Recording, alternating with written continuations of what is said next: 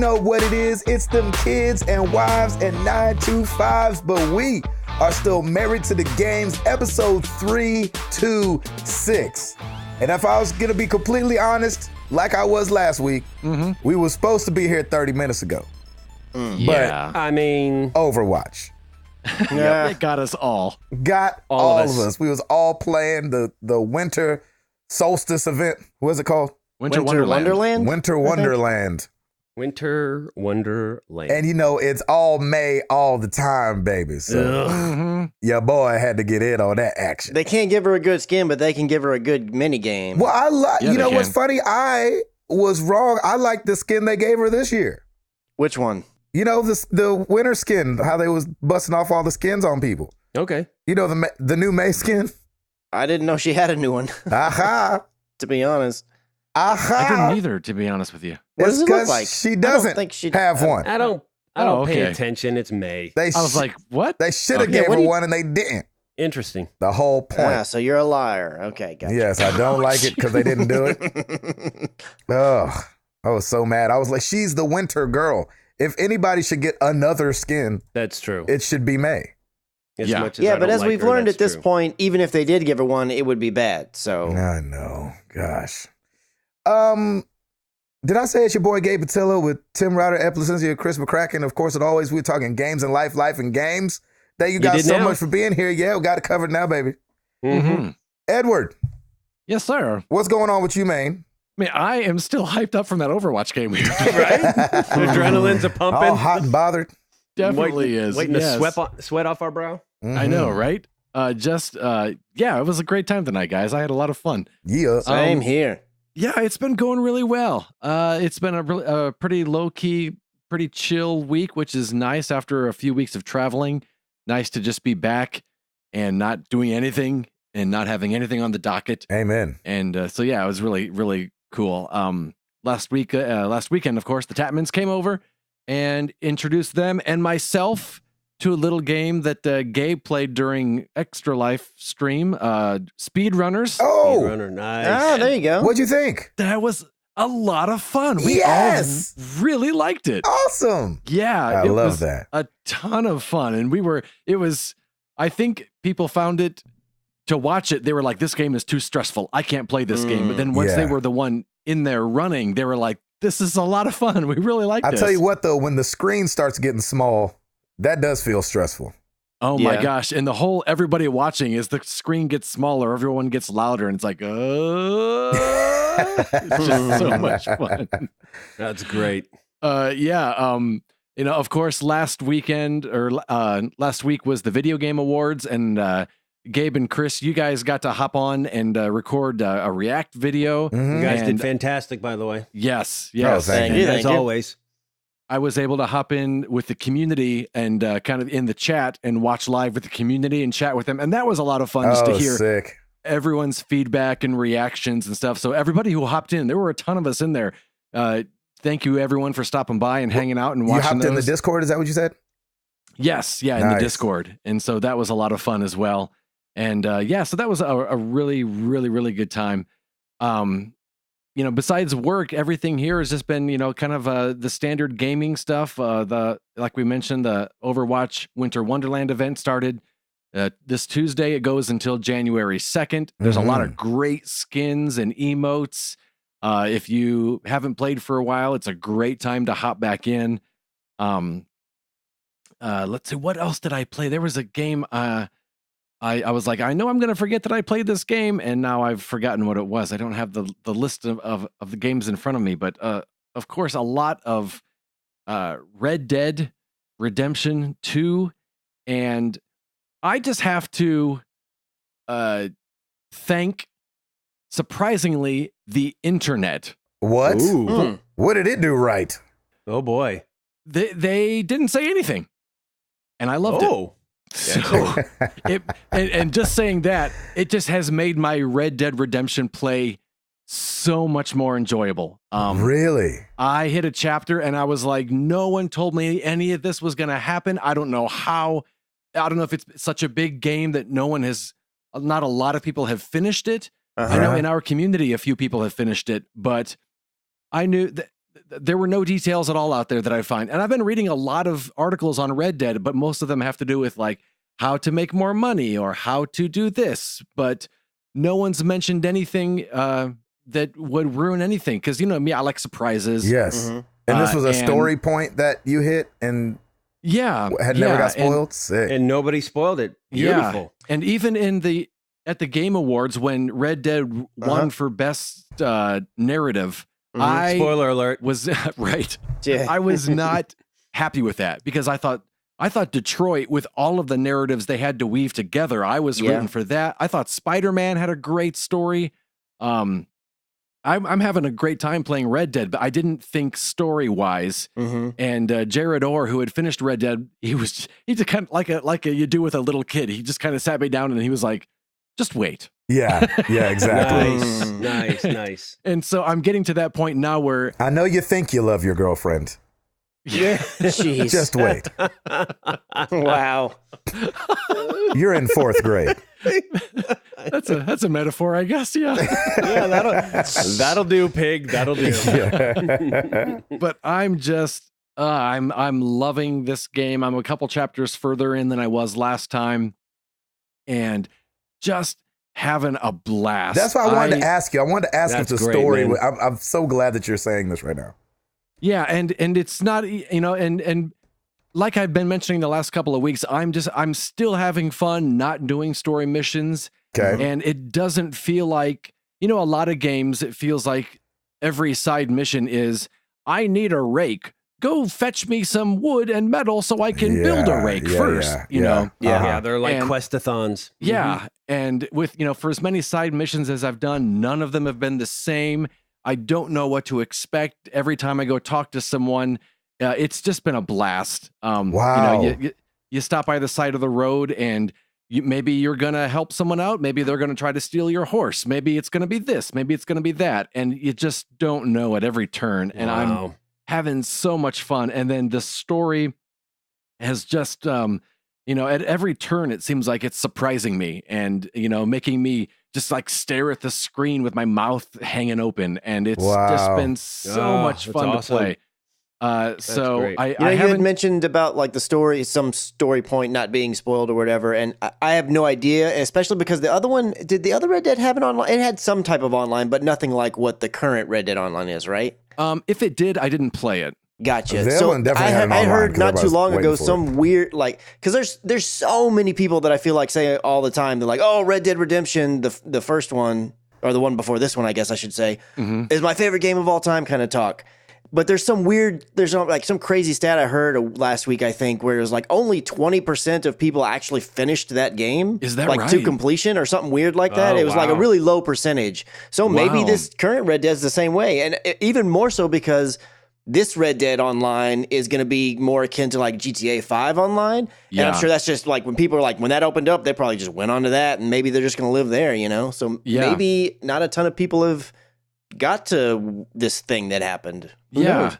Yeah, it was really cool. And it's just, you know, kudos to I still find myself, you know, I've played for, I don't know how many hours. I know I put up on YouTube 30 hours of gameplay, and I know that I've played a lot that I didn't even record. And so I'm this far into the game and I'm still saying, wow, that's pretty. Wow, look at it. Look at that sunset as the rays come through the fog and the trees, and it's just an amazing game. Have you seen the light come through the trees on Assassin's Creed, though? Let me check my list. Have you come across the vampire? I have not. I know that it's out there somewhere. Okay. But I haven't gone online to find it out. I want to stumble upon it. Nice. So yeah, I know that that's out there somewhere. I know that there's a couple things like that out there that I'm hoping to stumble upon. That's cool. Yes. But haven't yet. And then beside that, it's been a lot of Beat Saber. I am happy to report that I went on and played a few days ago. It had been a couple days since I played, and Chules has been playing and beating my high scores. Patrick Novosel has been playing and beating my high scores. So I had to give them some homework and return the favor. There you go. Nice. That's just I heard that there was DLC coming out for it soon. They didn't really give a specific date, but I'm just, in the meantime, I'm having a blast with that and sweating like a madman and just having a blast. Yes, definitely. That's fun. Definitely. So yeah, it's been a really good week for gaming, and I'm so glad that as much as I love Red Dead, the more I play, the more I'm loving it. And I'm glad that I haven't made like any official top 10 list, because I think Red Dead is climbing faster than I thought it would. You know, so yeah, we'll see what happens. But I'm curious and intrigued to continue on. Nice. Hey, real quick, how's your mom doing? She's doing well. She starts her chemo this week, and so yeah, she's a little, like I'd mentioned before. She's just wants it to be over with. Wants it to be done, and I think right now she's more concerned about. She's seen people go through chemo and hurts the horror stories of it, and so she's focused more on the horror stories of it than on the. At some point, I'll come through this. Yeah. So, that's what we're struggling with right now, is to help her. Yeah, it's going to suck, of course, but it's not going to suck 24/7, unless you let it. Yeah. It sucks to an end as well. You know what I mean? Like it's a process. Yeah. Right. Nice, but if you go into it with I'm already defeated mindset, it's hard to turn that around. And we're trying to steer that boat and turn it the other way. So she's doing okay, but we wish she was doing better than she is. She could be doing better than she is. And, I want her to get there. I mean, if she wants to jump on some Overwatch, that'll help. I know that's right. Right. Level her out. I like that. Yeah. Exactly. Things going. Christopher? Yeah. Yes. What's going on with you, man? Man, it's almost like a carbon copy of Ed. Like, there hasn't been a ton of stuff going on here. I think I've said this before, but in my role at my job, the wintertime gets really slow for us because all of our jobs kind of come and they slow way down. And then after the new year, that's when it starts picking up. And we start ramping up for all the new projects and everything. So, I mean, there's not anything super exciting going on right now in terms of the work life part of it. As Gabe or Ed also mentioned, we did the React to the Game Awards, which was a lot of fun. We did great. We did not get to go to the Celebration thing, which really bummed me out. Bummed both of us out, really. Yeah, so one thing is neither one of us was really feeling all that great, and then second on top of that, it was cold and rainy and it wasn't like at least up here, because Waco's a little bit further south from where we are, but up here it wasn't like a pouring rain the whole time, but it was a constant rain, and so it just really was not the type of situation where we needed to be out and about in it, because we didn't want to get in any worse shape than we were in, kind of thing. So we were really bummed that we didn't get to go down there, but things happen for a reason. Oh yeah, that's the way it goes. One thing that I will say is behind my house is just like a wooded area. Like it's woods and there's a creek and nobody's behind me. There's not houses or anything back there. And it goes for a little ways before the next neighborhood starts. Like we can't even see it or hear the neighborhood or any of that kinds of stuff. And we know there's wildlife out and about around there. But lately there's been bobcats just like in our yard. And we opened up our garage the other day and this bobcat like just walked out and just hangs out there. And we're like taking pictures of it and everything. I'm like, what's up, players? Exactly. Yeah. So, and then I don't know if I think I'd mentioned this before, but like somebody in our neighborhood has peacocks that just walk around our house. So it's like a zoo around Wild here. Kingdom. Exactly. So it's amazing. I mean, we have a little dog, and I always go out and I watch her and I make sure she's fine. And then if I'm in the house, if it's late at night and I go out there to take her out, I'll take like a bat with me or something in case there's some animal out there I can just shoo it away or scare, just something, because I'm not just take a rock like Ed would with a rock and a bird. That's true. Exactly. I don't want to go shooting at the thing, so I'm gonna like, well, bat, I can take that. I'll just take my Uzi out while I'm walking the dog. He's like, hey, get on out of here, Bobcat. What's up? Exactly. Take my Sombra Uzi and leave. It's cool. It's cool, neighbors. I only fired it in the air to scare it away. It's all good. It's all good. So it was weird because it was one of those things where like it was a nice reminder, like, hey, we need to really make sure we're diligent with watching Ellie, because who knows smart. What's going to be out there to just try to scoop her up and run away with her. But at the same time, it was really cool because it's like oh, it's just acting like a house cat, but it's a really more dangerous one. It's like going a little bit bigger. Yeah, it's always like one of those weird, like, that's cool, but also at the same time, not so much. I wish it was like behind a fence and way over there kind of thing. In a zoo? Yeah, exactly. Yeah, I'm with you. That was really probably the most exciting thing that happened over the weekend. On the gaming front, been playing ever since it's only happened last Tuesday, but I was gearing up for Overwatch, so I was getting back in the swing of things. And then now that the holiday event is there, I see myself playing almost all Overwatch, the winter event. Just really enjoying that. I think I had mentioned on Twitter, not on the show, but in Red Dead Redemption 2, there's a lot of things you can craft and hunt things and build things and whatever. And I just wanted this hat. I found a hat. I was like, okay, I need a goal in this game. There's my goal. I want to get this hat. And it's this cool hat, and it's got like a snake skin around, and the snake face right there is like going, and it's, it just looked really cool. And so I'm like, I'm going to figure out what I need to get this hat, and then I'm going to go find those things to get this hat. And of course, Ed gets it before me and then posts on Twitter. I got this hat. On Twitter. Yeah. So that added a little bit more motivation. That became my goal. Exactly. I want this hat before Chris can get it. So I finally got all the stuff needed and to get this hat. And so now I have the hat, and now I don't really know what else I'm doing. I mean, I did make it to chapter 3. But literally, like, I moved to the new campsite and chapter 3 started, and that's it. I haven't gone any further. And Ed, please tell me if I'm wrong, but everything I've heard is that, like, chapter 3 and even more so chapter 4 are where things ramp. Is that accurate, or yes? No, in terms of story-wise, I guess. don't want you to go into it thinking, oh man, it's gonna get crazy. Yeah. But it definitely does. It's a slow ramp, burn, but it's more of an incline than like a stunt ramp. Yeah. Okay. Yeah. So I don't know. Hat, I don't know right? it. Yeah, I got the hat, which is awesome. I love the hat. The hat is amazing. Awesome. And the only I did come up with another goal that I wanted to do. You can like Arthur, which is the character that you play in the game, and I guess other characters as well. I hadn't paid much attention to them, but you can grow a beard, and it grows like over time. Mm-hmm. And you can grow like a monster beard. And I'm like, I want to grow this massive beard. Yeah. But I saw this one video that said you have to be into chapter 4 before you can get like past a certain level. Oh, weird. So and I don't know if that's accurate because that's the only video I've seen where they've ever made mention of that.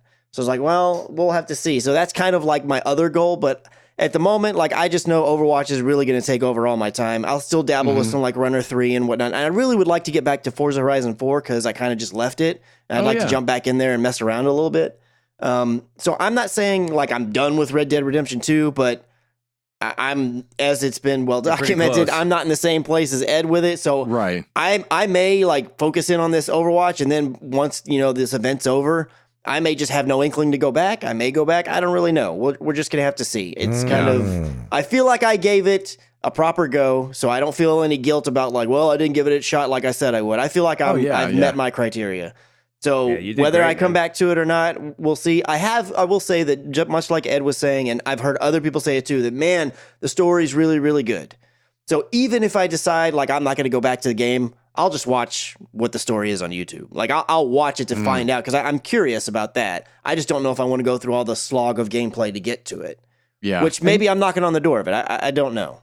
And you went into it. I mean. Because you went into it saying, I don't know if I'm going to like this. I don't know if I'm even going to finish it. And you've given it more than the college try. Yeah, like, I really wish I knew how many hours I did. I think the last time on percentage complete, I'm right under 30, and I had just unlocked chapter 3. Okay. So I feel like I did a pretty good go at it. So yeah, absolutely. We'll but that is it for me, fellas. Do you talk about getting hit by that deer? Oh, no, I didn't. So just random stuff happens in this game. And one of the things in the game is you'll be riding on your horse, going somewhere or whatever. And when you're riding on your horse, if you see an animal and you're like, oh, I want to hunt that animal because I haven't gotten that one yet or whatever. If you jump off your horse and then go try to hunt that animal, odds are that animal's going to be gone and you're not even going to see it. That's one of the things that kind of bums me out. I kind of wish I could do that because I don't feel like I find them easily the rest of the time. But every now and then I get a good chance at it and I jump off anyways, and I'll track an animal because you can go into this mode where you can see the way that they went as long as they haven't gone too far and you can kind of track them down. So I saw this deer and it was a buck, and I hadn't killed anything that had antlers, and I had different things that said like, oh, I need antlers to make this whatever. So like, okay, well, I'm gonna hunt after this deer, and I'm tracking it. I shot it a few times, but they weren't kill shots, so it kept going. And then I tracked it to this point, and I lost it. And I was like, doggone it, I've lost the deer. So I'm walking back, and by this point, I've ran way far away from my horse. And your horse, it's pretty generous how far away you can be and whistle, and your horse will come to you, but you have to be in a certain radius. So I walk up this hill, and then I whistle, and I don't see like the horse is coming. I'm like, all right, I'm gonna need to go some more. And then this deer that I've been tracking just slams into me and knocks me down. What? Like I did not even hear it. Is amazing. The clip that you put up. Oh my gosh. I put the video clip on Twitter. Oh, did you really? So yeah. good. Oh, and then Ed, it is so funny. And then there's another time that I was out, and I'm hunting. It's the same situation where I jumped off my horse to go hunt something else, and then saw, oh, there's turkey. So I went after the turkey because I hadn't gotten a turkey yet.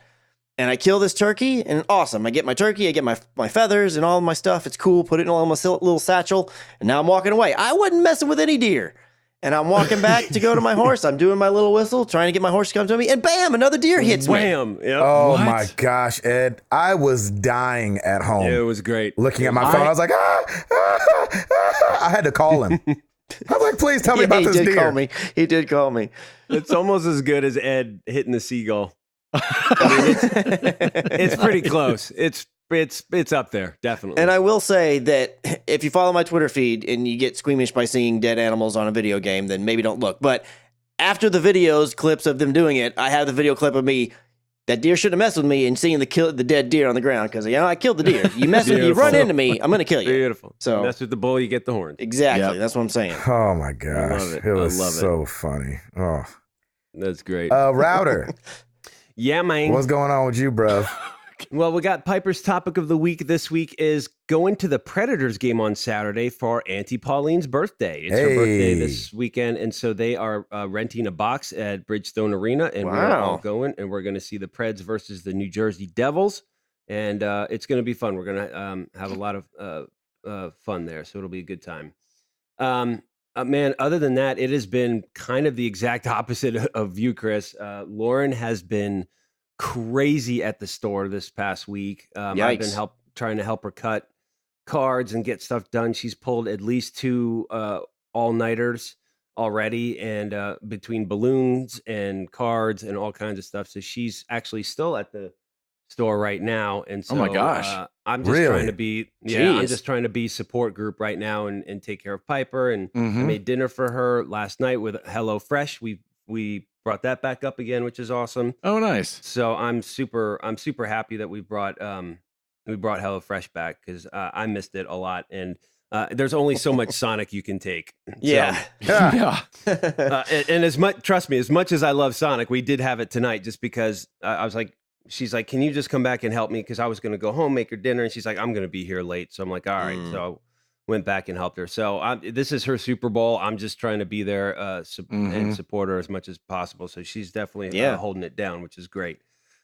So this past weekend was Dickens of a Christmas. It's the event they do down in downtown Franklin. And that, just like the holiday silo thing, was wet and rainy and fairly cold as well. So it was still good. I mean, we didn't have a tent out, which was great. So, and Nice. Lauren purposely didn't do that. Not necessarily because of the weather, but she's like, look, I don't want to stand out there and freeze my butt off. I'd rather have people come into the store. And when it rains like that, it's helpful because, we provide shelter for people, and it's not just a tent that leaks or anything. So, so it went well. Man, just working, and things are going to start slowing down for me on work wise. So I'm going to try and help Lauren as much as possible.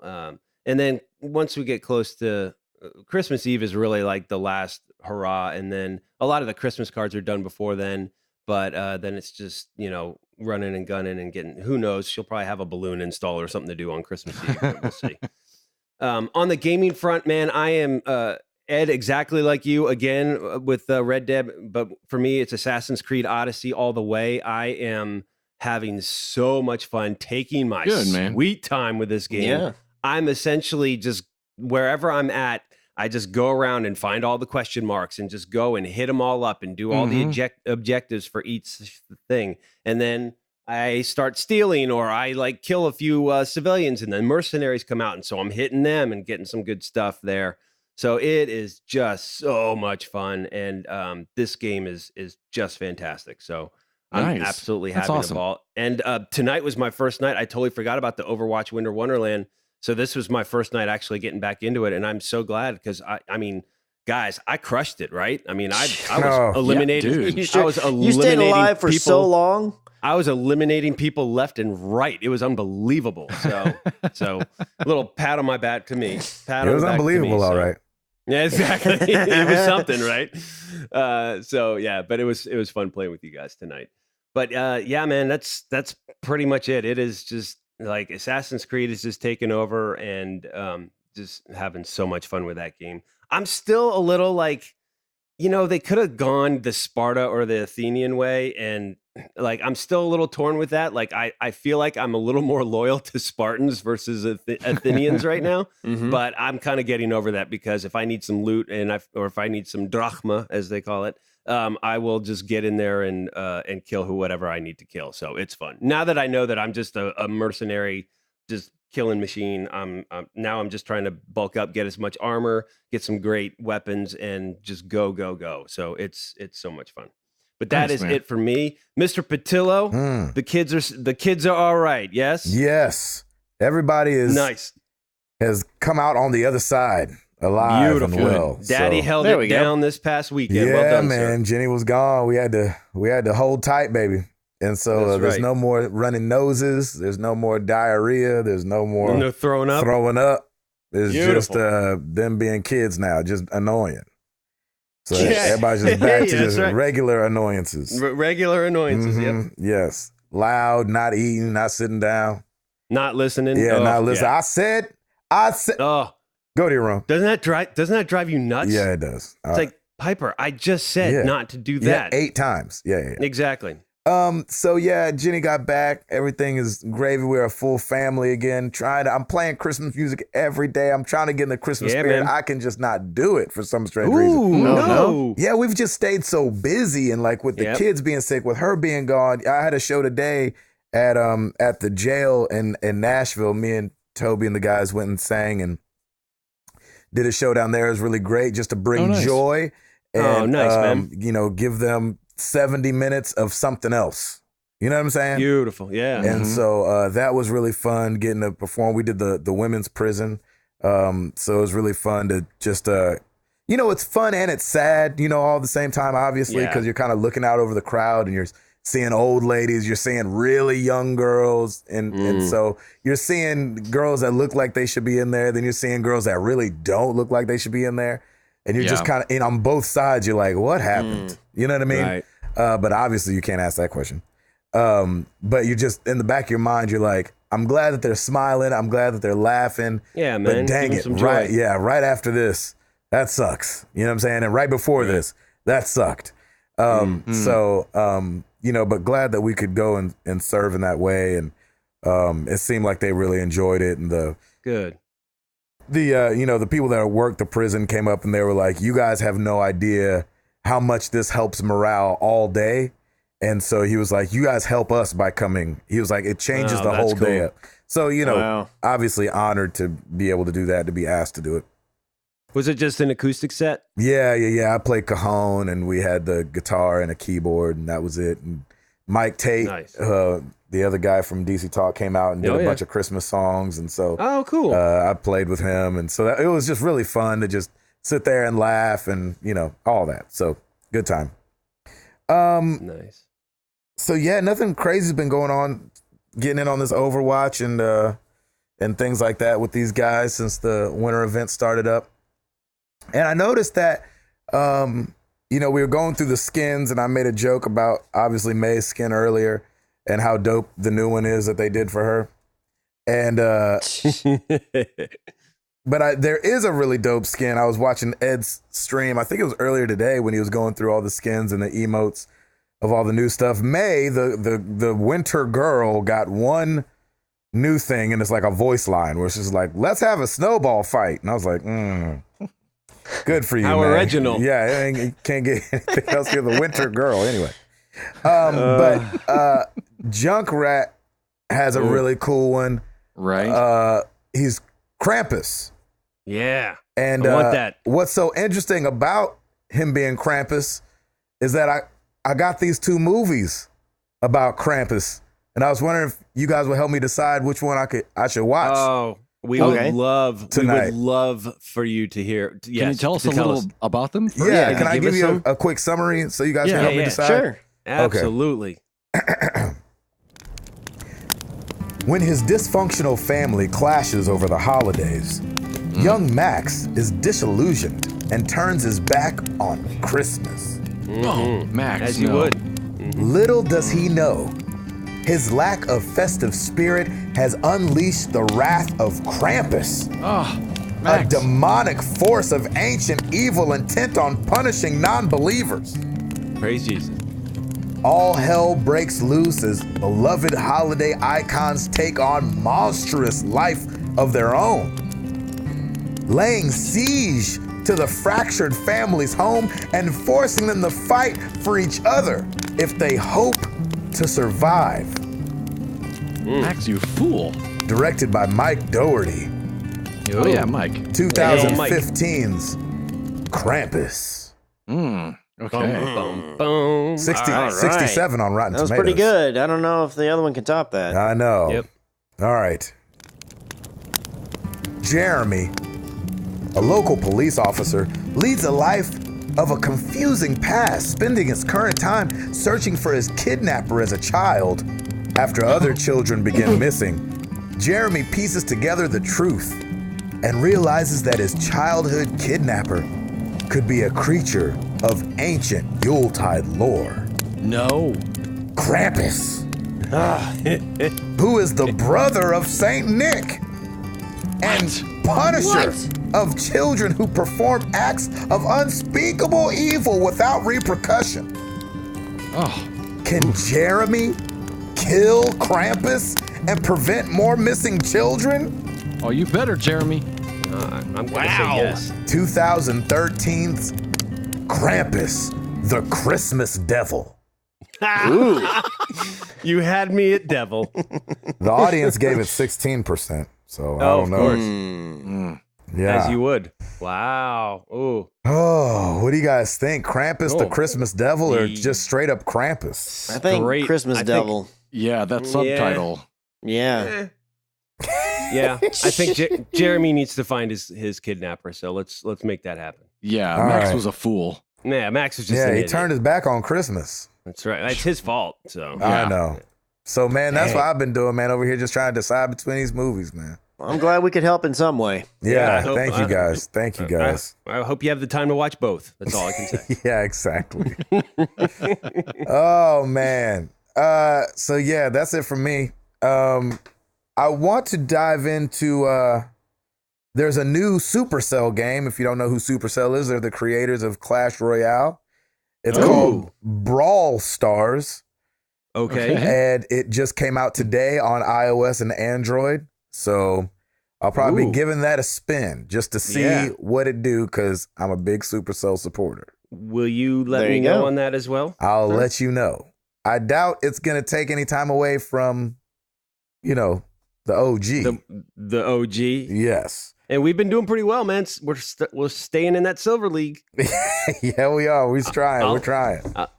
Okay, I'll take it. I'll take it. Exactly. So that's it. Router, you got it? Krampus.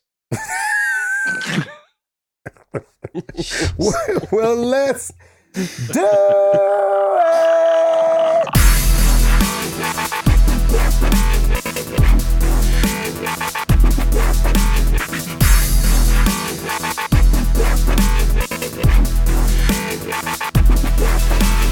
All right, new releases. Solar Flux for the Switch. Ni no Kuni 2, Revenant Kingdom, The Lair of the Lost Lord DLC. for the PC and PS4. Omen Sight, the definitive edition for Switch. Below for the Xbox One. Borderlands 2 VR comes out this week, PSVR. Oh, snap. Oh, Yes. December 14th. Are you going to get that, Ed? Yeah, man. Yeah, please do. Salt and Sanctuary for the Nintendo Switch. Dead by Daylight Darkness Among Us PlayStation 4, Xbox One, and PC. And Final Fantasy 15 multiplayer expansion, Comrades, for the PS4 and Xbox One. And just as you had just gone through that wonderful synopsis of Krampus, we did have an oops from Arctic Warlocks. Last week was the first week of December, and you guys forgot something. Where's the Christmas holiday Hallmark movie synopsis with the crackling fireplace? I know Gabe was at home by himself with the 3 little ones, so we all understand. Yes. And you know what's funny? I didn't think of it until I didn't actually see that oops. I was laying in bed and I was like, okay, so I was thinking about the podcast because I didn't really what do you call it? Get back to normal after Extra Life. Yeah. For like 3 or 4 days because of Jenny leaving town and still being sick and all that stuff. And so I literally was laying in bed and I was like, I didn't do a movie last week. No way. Yeah. That's amazing. I didn't think of it either. So I don't know what made me think of it, but I was like, you did it. It's time. You turned that oops upside down. That's right. Nice. That's Good right. job. Well done, sir. Turned it to a poo. That's right. Exactly. We will have MPD for November probably next week. So that's it for me. Back to you. There you go. Chris McCracken. Yeah, so did you want to just kick it off with the whole the Game Awards kind of recap? Sure. We can Game Awards recap. Yeah. If you missed it, we're on the YouTube channel recapping the heck out of it in live time. I think, let me just do the ones that we reacted to. How's that? Yeah, sounds fine. So what did you guys think of the Game Awards? Tim, did you get to watch them? I did not watch a single thing. I was watching a lot of your reactions. I tell you what, the coolest thing for me, there was 2 cool parts for me. Obviously, the opening was amazing, getting Phil Spencer and Reggie Fils-Aimé and Sean Layden. Sean Layden on stage. That was cool. That was very the cool. best. He That's said he'd been trying to do that for 5 years. Yeah. Really? I thought that was really, really cool. So, I mean, you know, we imagine all those guys know each other, go to each other's parties, support each other, really. But, you know, when the cameras are on, you got to kind of throw shade a little bit. You are in competition with each other. Yeah. Right. That was dope. And then for me, the coolest other part of the thing was Ninja and that Muppet.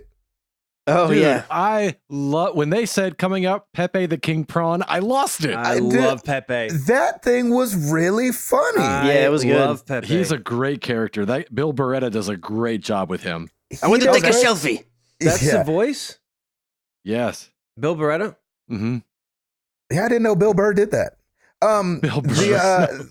What I thought That's a little bit different. Okay? Exactly. What I thought was crazy. I thought Ninja played along with them really well as well. So I thought, Good. Yeah, he did a pretty good job. You need both. It could have been really awkward. Yeah, it could have. Sure could have been. And I like how he was actually taking pictures, even though they were with the rear-facing camera. Yeah, exactly. Yeah. That was hilarious. So good. So good. So we had best performance, which for some reason I can't find who that is right now. Red Dead? Roger Clark. Yeah. Roger Clark, best performance, which I did not know he had an accent. I didn't either. And so it made it even that much more impressive when he gets up there. And I was like, that Joker has an accent. They also got best narrative, Red Dead Redemption. And what was funny about it was, so between best narrative, best performance, then the next thing was best score and music, which also went to Red Dead. Oh, wow. Me and Chris were like, all right. Like, yeah. When they got the score one, I was like, all right, this snowball is just moving on. About to go. It's just about to start rolling like crazy down this hill. Yes. It's kind of like why they release all the Oscar movies at the end of the year, because they know people forget about movies. Everything else, that's right. And I was like, did they forget about God of War? Yep. I was really worried. Yes, I know. Maybe as you continue to play the game now, you'll be like, oh, I see, best score. Yeah. Content creator of the year went to Ninja, of course, which I'm liking that guy. I don't know why. I just am. I have no reason to like him. I don't watch him on YouTube. No, I like him. But I definitely respect him. Yeah, he represents really well, I feel like. And his award was the one where Chris Judge and the boy who played Atreus came out there and did that. Oh, yes. That was for the one where Ninja won. Yeah, Read that was it, great. boy. Yeah, that was great. Everybody was waiting for him to say it. I know. Best esports player went to Sonic Fox. I don't know his real name, Sonic Fox. He came out in his outfit and had a lot of things to say. He's a fighting game guy. Game guy, and he's a beast. I've watched him. Is his real name Dominic? I don't know. Shoot. I didn't know any of the other streamer people. Yeah, I want to say it's Dominic is his real name. Anyway, he's the only one out of that category that I knew and actually watched before. And so it was cool that he won. Best independent game went to Celeste. Yeah. Which we were kind of expecting. None of us have played it. Right. The sports racing game, which I thought was going to go to 2K just because they're so dominant, went to Forza. Yeah. I thought that was awesome. And I just want I didn't really go on the react about it, but I just thought it was really weird that Forza wins and nobody from Playground or Playdead Games, whatever it is, or Turn 10 goes up there to accept it. It's Aaron Greenberg. Was that not weird to anybody else? Wasn't paying that close attention. I don't know who Aaron Greenberg is, or he's just like one of he's a marketing guy for Xbox, like for Microsoft. But what I'm saying is, like, all the other times it was either the actor that was nominated, like if it was performance, or the director, or if it's music, it was the person who was responsible for the music. And if it was like the people when Fortnite won for whatever there was, like the people who were responsible for Fortnite got up there. I just thought it was really weird.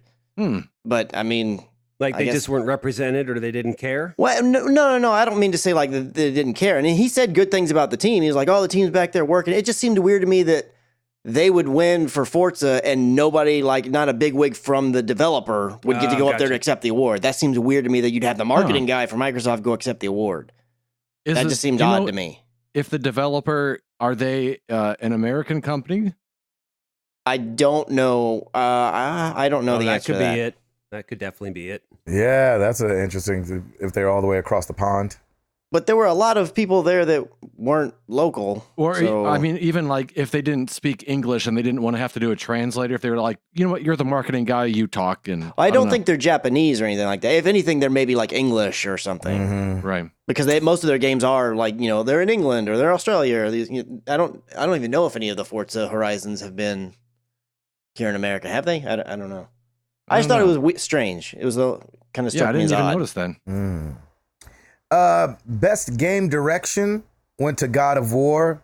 That was awesome. Corey had some really great things to say. I was really happy for him. Yes, me too. And then followed up, speaking of good things to say, best ongoing game, the winner was Fortnite. And I felt like that guy had some really great things to say. Yeah, he did. I was impressed with it. Yeah. His speech. And obviously, I would have loved Overwatch to win. I love Overwatch, but you get it. You know what I'm saying? It's not just because of Fortnite's popularity either. Like, they are putting in work. They're on season 7. You know, they're changing so many things about the game. It feels like they're listening to their constituents and their players and changing things as they should. And so I can't be mad at Fortnite for getting that. Also, since at least to the Game Awards rules, the way that they're structured at the moment, it can't win Game of the Year ever. So this is like another way for them to win one of the bigger name awards with not being able to get, well, because it's already, as I understand it, the rule is you can only win Game of the year that your game comes out. And they didn't come out this year. They've been out. Oh, wow. And they're that's why they fall under the ongoing game. Just like Overwatch won it when they were new, but now they would only qualify for ongoing game. Yeah. Oh, interesting. So that is interesting. It was kind of tailor-made for them to be able to take home a big award, which, you know, deserving. Well, then good for them. Yeah. Yeah. And then Game of the Year, I just knew it was going to Red Dead Redemption 2. Right? If I was being completely honest. And then Joker said... I really thought that's the way it was going to go. Yeah, and Kaplan from the Overwatch team said God of War. And... That's awesome. Man, oh man, did Chris like that? Chris lost it. Right? Yeah. And it was just so cool. I think they weren't expecting it. And so whenever you see somebody win, that was like, I think even the lady was like, "Oh, this is so unexpected." You know, there's so many. I mean, what a year for gaming. Assassin's Creed Odyssey, which you guys said is awesome. Celeste, which obviously must be awesome. Marvel's Spider-Man, which I loved. Monster Hunter World, which people are just dying over to say it's amazing. And Red Dead Redemption 2. And then God of War. Like, what a freaking year for video games. Yeah. I feel like we've been able to say that for a couple years now. The whole, like, what a year. It's like it just gets better and better. You think, oh, man, it's going to go downhill next year, and it doesn't. That's so cool. Ed, what were you about to say about Spider-Man? I wish it would have walked away with something. Yeah. Even this far into Red Dead, I still feel like the music from Spider-Man is better than, and that's not to say I don't like Red Dead's music, but I think Spider-Man's, I liked it. I like the score so much better.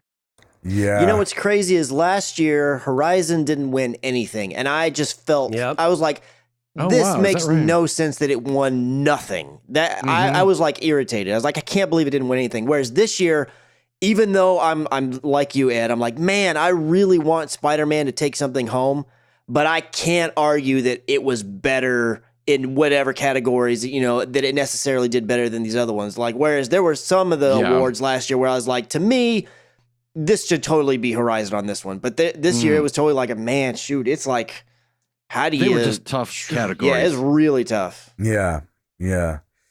But my takeaways were like, I wish I could shake Jeff Keighley's hand and just be like, dude, number one, thank you. Number two, I know how hard this is to do. And number three, you pull it off so well with so much grace. And he's a great host. It's hard to be the creator and the face. You know what I mean? Like a lot of times, you might be able to create, but you can't really entertain. And not that he's entertaining, but I think he holds it down well as a host. Like I'm not hoping that there's another host. Yeah, you know what I mean? I'm not like, oh man, he needs to get like Jack Black or somebody to host this thing. You know what I'm saying? He could be way worse. And he's not. I heard somebody this last week say, they were talking about the Game Awards, and somebody goes, "Oh, you mean the Keeleys?" Like, well, we got the Tonys, and then I was like, "Why can't we have the Keeleys?" I was like, you know what? I know he would never be down for that. I was like, I wouldn't hate calling the Keeleys. The Oscars, the Tonys, and the Keeleys. I like it. That's funny.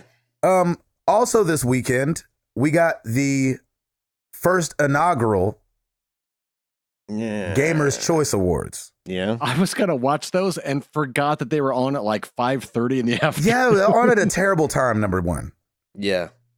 Chris, did you I had to go pick up Jenny from the airport. Chris, did you watch them? So it came on and ended while the Cowboys were playing. So I was like, all right, when there's a commercial, sure, I'll flip over and check out what's going on. And I was, granted, they weren't going to beat out me wanting to go watch the Cowboys, but that's right. Even if it had been some other team, I probably would have bounced back to football. Yeah. Did it seem that bad? It was not particular. It just felt, it felt tone deaf to me. It felt like it's like, hey, we're going to do the cool thing with the games. And they were trying to be way hipper than they were to me. Oh, was it like a bunch of dads trying to put it on kind of thing? Is that what it felt like? Or? Well, yeah, the executives. I mean, I don't want to say the hosts did a bad job. I feel like they probably did the best with what they were handed to do, but it's just like they had a DJ and he was in this little tunnel. He's like, as they're coming back from commercials and stuff. And they're like, oh, now we're going to do the award for this.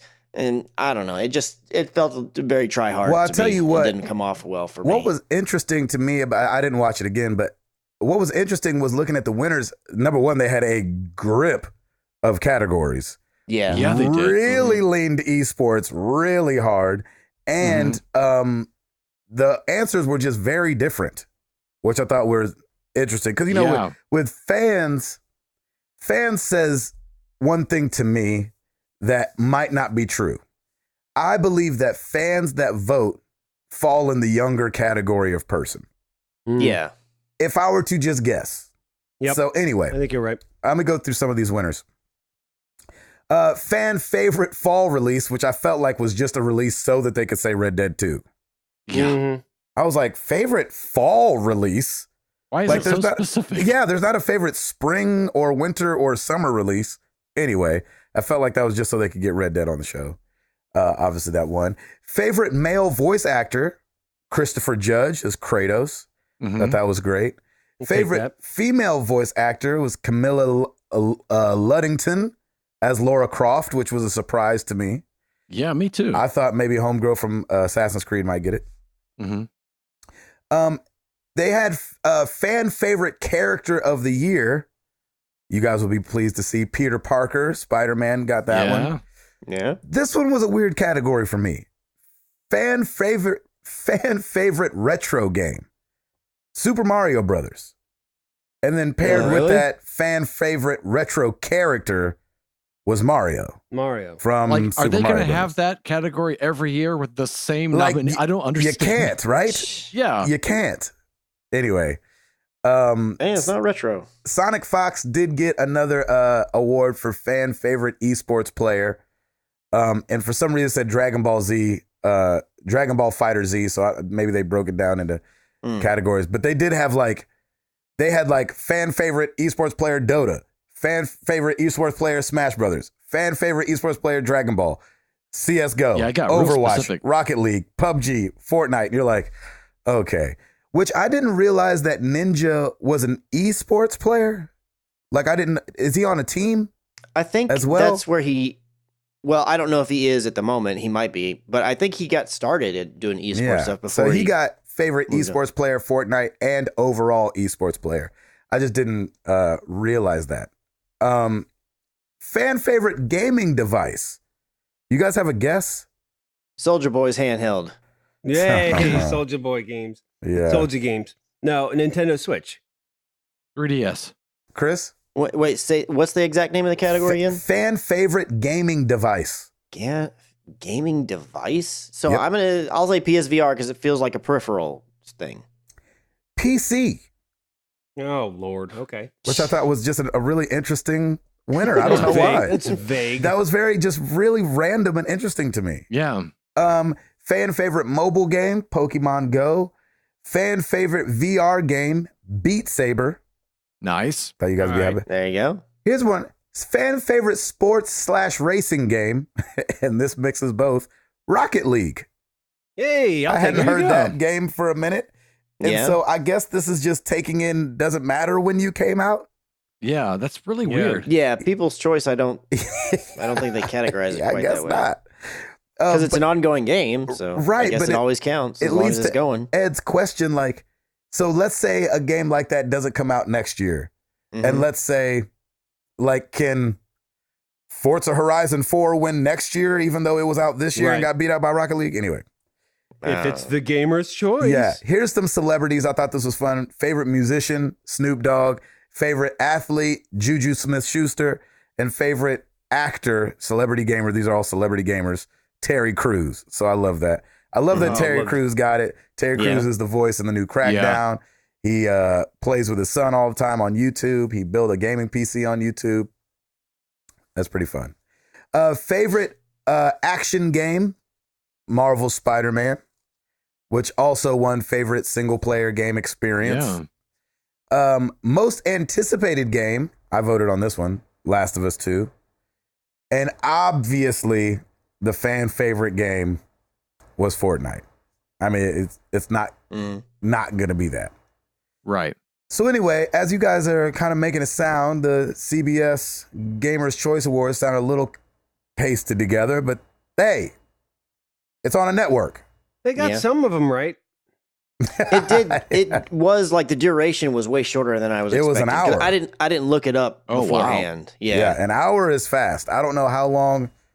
That's I think the actually Game nice, though. Awards Short and were sweet. like 2.5 to 3 or something? hours. Yeah, that's a long time. That's a little too long.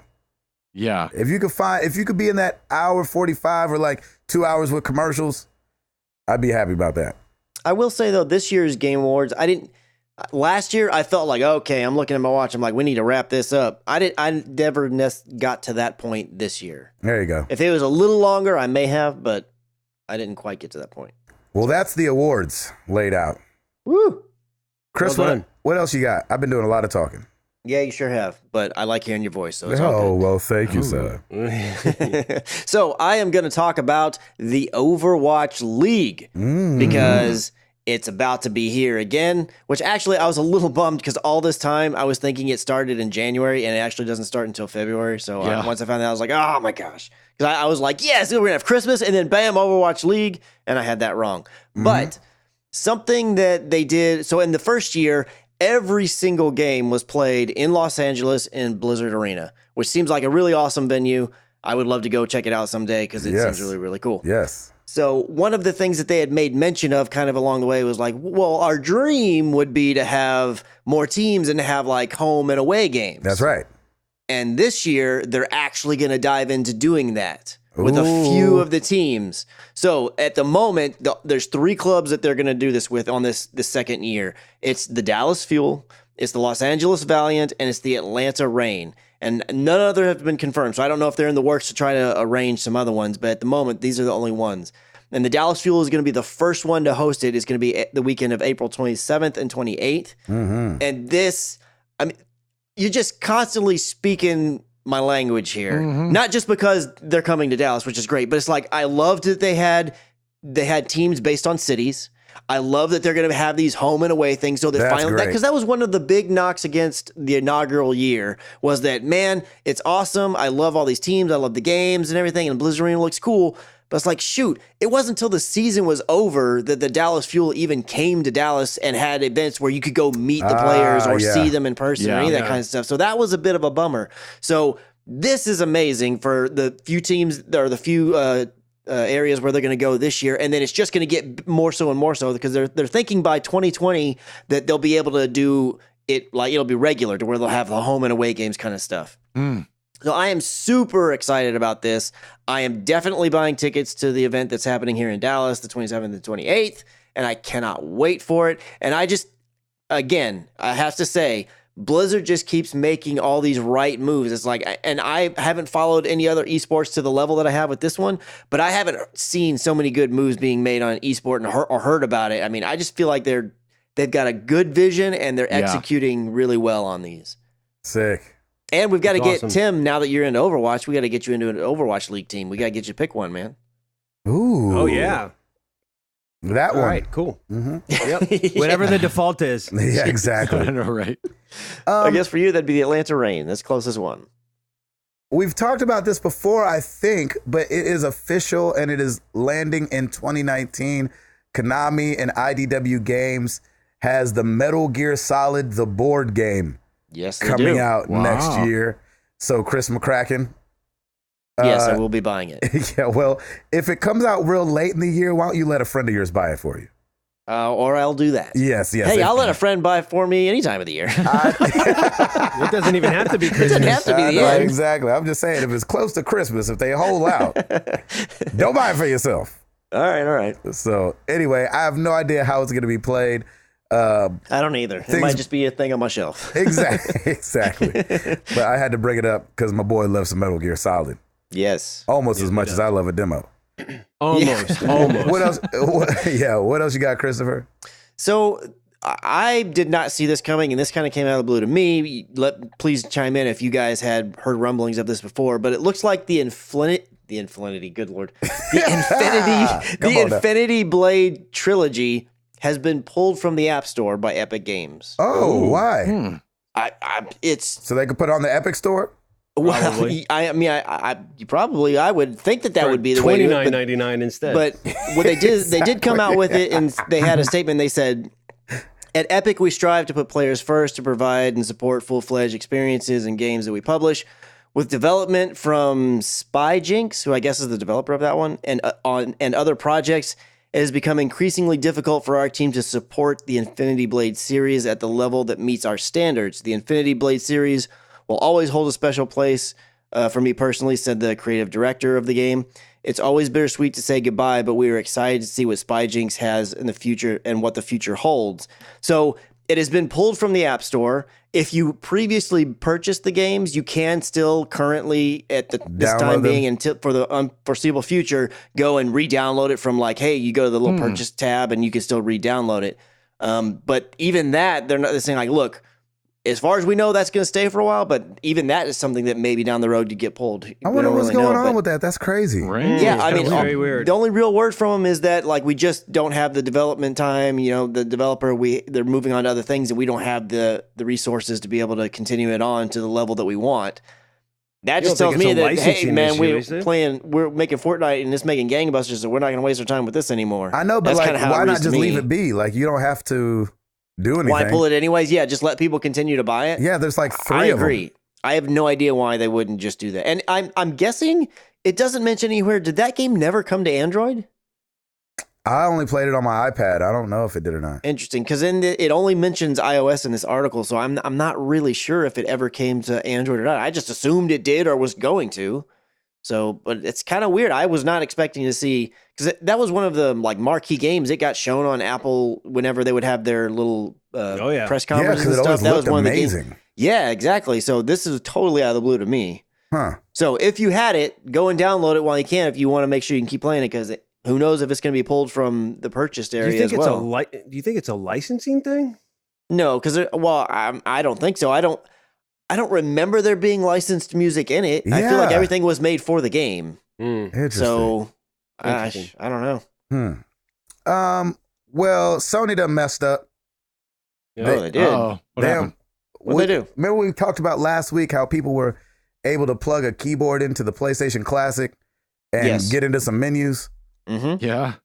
It looks like they've left this thing wide open for hackers, and now hackers are playing ROMs off of USB sticks. And I would like to ask the question, why is this a mess up? Maybe it's a really good thing. I know, but you don't want to put software out there that's that easy to access. You know what I'm saying? It just makes it look bad. Now you got Soldier Game on PlayStation Classic. Dang it. Exactly. So there's been like some, popular hackers already just tearing this thing up and playing stuff off, taking the guts out and putting the software on other things and being able to run it, and then taking USB sticks, like I said, and plugging it into the thing and then playing games straight off the USB stick, because I guess the program doesn't check where the games are actually getting played from. It just lets you play stuff. And so it's like, but there's also ways to get it in the carousel scroll as well, to where it like just lives there. That's amazing. It's only amazing if you sell it. You know what I'm saying? Like, remember we talked about the game cartridge? You want to play the games. No. But I'm saying for Sony, if you leave it open like this for the average person that's not going to do this, like even me, I love tinkering. I used to jailbreak every phone I had, but like I don't really do that anymore, even though it kind of still floats my fancy.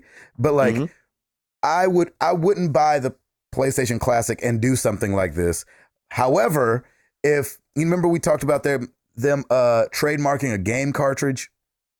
And I joked about how I wish the game cartridge would come to the PlayStation Classic and you could then load in another 20 games and play them.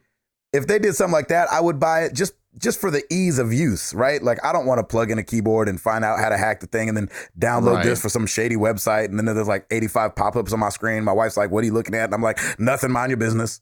You know what I'm saying? Mind your business. I'm just surfing. That scenario. Yeah. Exactly. I'm just trying to play Jumping Flash too. And so that's my only thing. It's like, if you did this on purpose so that in the future you could sell little cartridges with another 20 games, then I like that. If you left it open just because you didn't cross your T's and dot your I's, then I don't like that as much. I'm pretty sure that's what happened. I'm not saying that hackers shouldn't get into stuff. I like that hackers can do things. I just don't like it when it's super easy. You know what I mean? That's all I'm saying. Make it a challenge. But I'm not understanding why. What's that? I'm not understanding why you're so. Oh, I just like when something is put out and you just want nice. A legal way to go buy something, and you don't want people necessarily everybody. You don't want your only avenue to be able to get more things is by hacking. That's right. Right? Yes, and for the public, for the masses. Like, I want for the masses, for them to be able to go and do this. Not like, oh, I want to play, I don't even know, Final Fantasy VIII on this thing, but I have to find a keyboard that I plug into it and then hack it and then do this thing and then I can do it. It's like, man, Sony, just sell me the thing that I can go do. It's a quality. It's a quality control. It's a quality control thing. Yeah, absolutely. Because you don't want, if it's that easy for hackers, then clearly it's kind of a hack job to begin with. And that's what I'm saying. It's like, you didn't do your job right if you left it that wide open. And that really surprises me because Sony is so paranoid about absolutely everything when it comes to their network and database because of the hack that they had before. So now they're going to bring this out, and it's like the most hackable thing you could have right now. True. And like, I just like when things feel secure. Like, now this is going to be a really weird example, but if you were able to easily hack the computer in a Tesla or Tesla, no, it's Tesla. I think that would be weird. Like, that's not good at that point. You know what I'm saying? That's a bad thing for that. Look, now, so and I know that's Tesla. I understand. Yeah. But here's where, because look, I'm going to agree with you that it clearly was not done like to the level like that the NES and the SNES were done. Like there's not as much the flashy stuff going to it. Not as much. It doesn't seem like, it does seem a bit like thrown together in a way, you know? Yeah. And I know I know that the gaming list in particular, PlayStation had an uphill battle there because of, I'm sure that licensing played a whole big issue in securing the games, and that's probably played a big, or at least a large part, I would assume, into why they had certain games and left certain games off and yada, yada, yada. But this is a little device that is basically just for people who have the nostalgia kick. Yeah. That looks cool and cute. It doesn't connect to the internet. There's nothing that you have to be concerned about from a security standpoint. It's nothing like connecting to their PlayStation network. That's right. That's a totally different thing. Mm-hmm. So to me, it's like, look, and as far as I can tell, which I haven't really looked much into it because I'm not like a jailbreaker, hacker person kind of thing like that, but you put a few, granted, maybe it's from a shady site, I don't know, because again, I haven't done it, but you download a few things, a USB stick, you put them in there, and you can play other games. I don't have any problems with this. If people want to do it, and I don't have any problem, and I don't feel like it's like, oh my gosh, this makes it a lesser of a thing. If anything, this makes it more attractive, which I have one. I bought one. I had pre-ordered it back in July or September, October, whatever it was, and I paid for it back then. So I picked up mine. I haven't had much time to dabble with it. But really, I'm going to be completely honest. The main reason that I got it was for Metal Gear, which I already had Metal Gear in all these other areas, but it's like, hey, this little console's cute, and I want to be able to play Metal Gear easily with HDMI anytime that I want. Yeah. So that's the main reason why I got it. But if it's super simple to do to add a few more games onto it, I might dabble with it. Who knows? I don't have any issue with this in the slightest, personally. There you go. That's fine. What else you got, Christopher? So Epic, we know that Epic, the people who make Fortnite, had made a big to-do about or not a big to-do, but they were one of the big people that were like, hey, we really want to be able to do this whole cross-play stuff. So we need, all these people to open it up. And then, obviously Sony was kind of the last holdout on that. And then they came around to it. So Epic has announced that through 2019, they're launching a suite of cross-platform services for developers across 7 different platforms. So it'll be PC, Mac, iOS, Android, PlayStation, Xbox, and Switch, as the systems allow it based on the services. It says the services that were originally I cannot speak. The services that were originally developed for Fortnite will be free for all developers to use on all engines, on all platforms, and on all stores. So basically, the tools that they created to make it so that Fortnite could play cross-platform on all these with all these other different systems, they're opening that technology open to other people and going to allow them to just use it. And there may be some type of fee somewhere. Open source. Yeah, basically. Right. And so so Epic said that they kind of laid out like a 2019 roadmap for these services that they're going to start opening up. And it says that it involves cross-platform login, IDing of friends, voice communications, parties, matchmaking, data storage, achievements, and more. So all this stuff that they've created and found a way to work together, they're basically just opening that up to where other people can then utilize that too for their game so that they can become open platform, assuming that the platform holders say like, yeah, we're cool with this on your game or whatever, because it seems like it's going to be a bit case-by-case basis for some of them, at least for the PlayStation side, until it just the doors open all the way. So I thought that was really cool. It's always neat to see somebody that's like, hey, we make this thing and we want other people to utilize this thing so they can continue making cool stuff too. That's right. Yeah. So I'm all about it. That's pretty awesome. Yeah, I like that too. I saw that and I was like, you know what? Get on them sharing the love. Mm-hmm. Like, hey, remember that thing y'all were trying to do all this time? Yeah, we did it. Here you go. Yeah. I like that.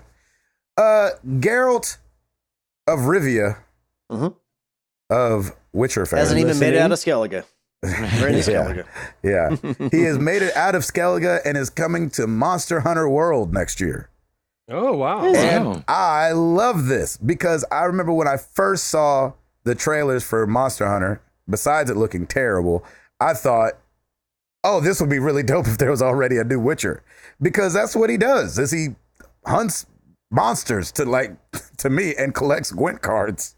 That's what my Geralt did, at least. And I just remember thinking that he's so perfect for this world to go monster hunting.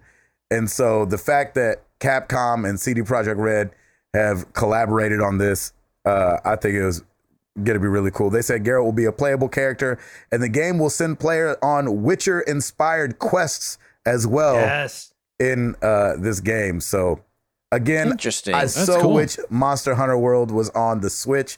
It feels like it should be on the Switch. It feels like a Nintendo game to me, but it's not. Aren't all the other Monster Hunters on like 3DS like or whatever? 3DS and stuff like that, yeah. And so I don't know about all the other ones, but there were other ones. A handful of them. On their handhelds, Yeah. So I'm bummed because I won't play it on my PS4. It doesn't feel like a game that I'm going to be able to spend that much time on playing. But there you have it. Nice. Chris, you got anything else? No, I am out. I have one other thing. We got to take this with a grain of salt. This is from VG Charts. And we know that they can be our old friends, VG Charts. That's right. So it's about 2 weeks behind then, right? Yeah. They just released numbers from 2014.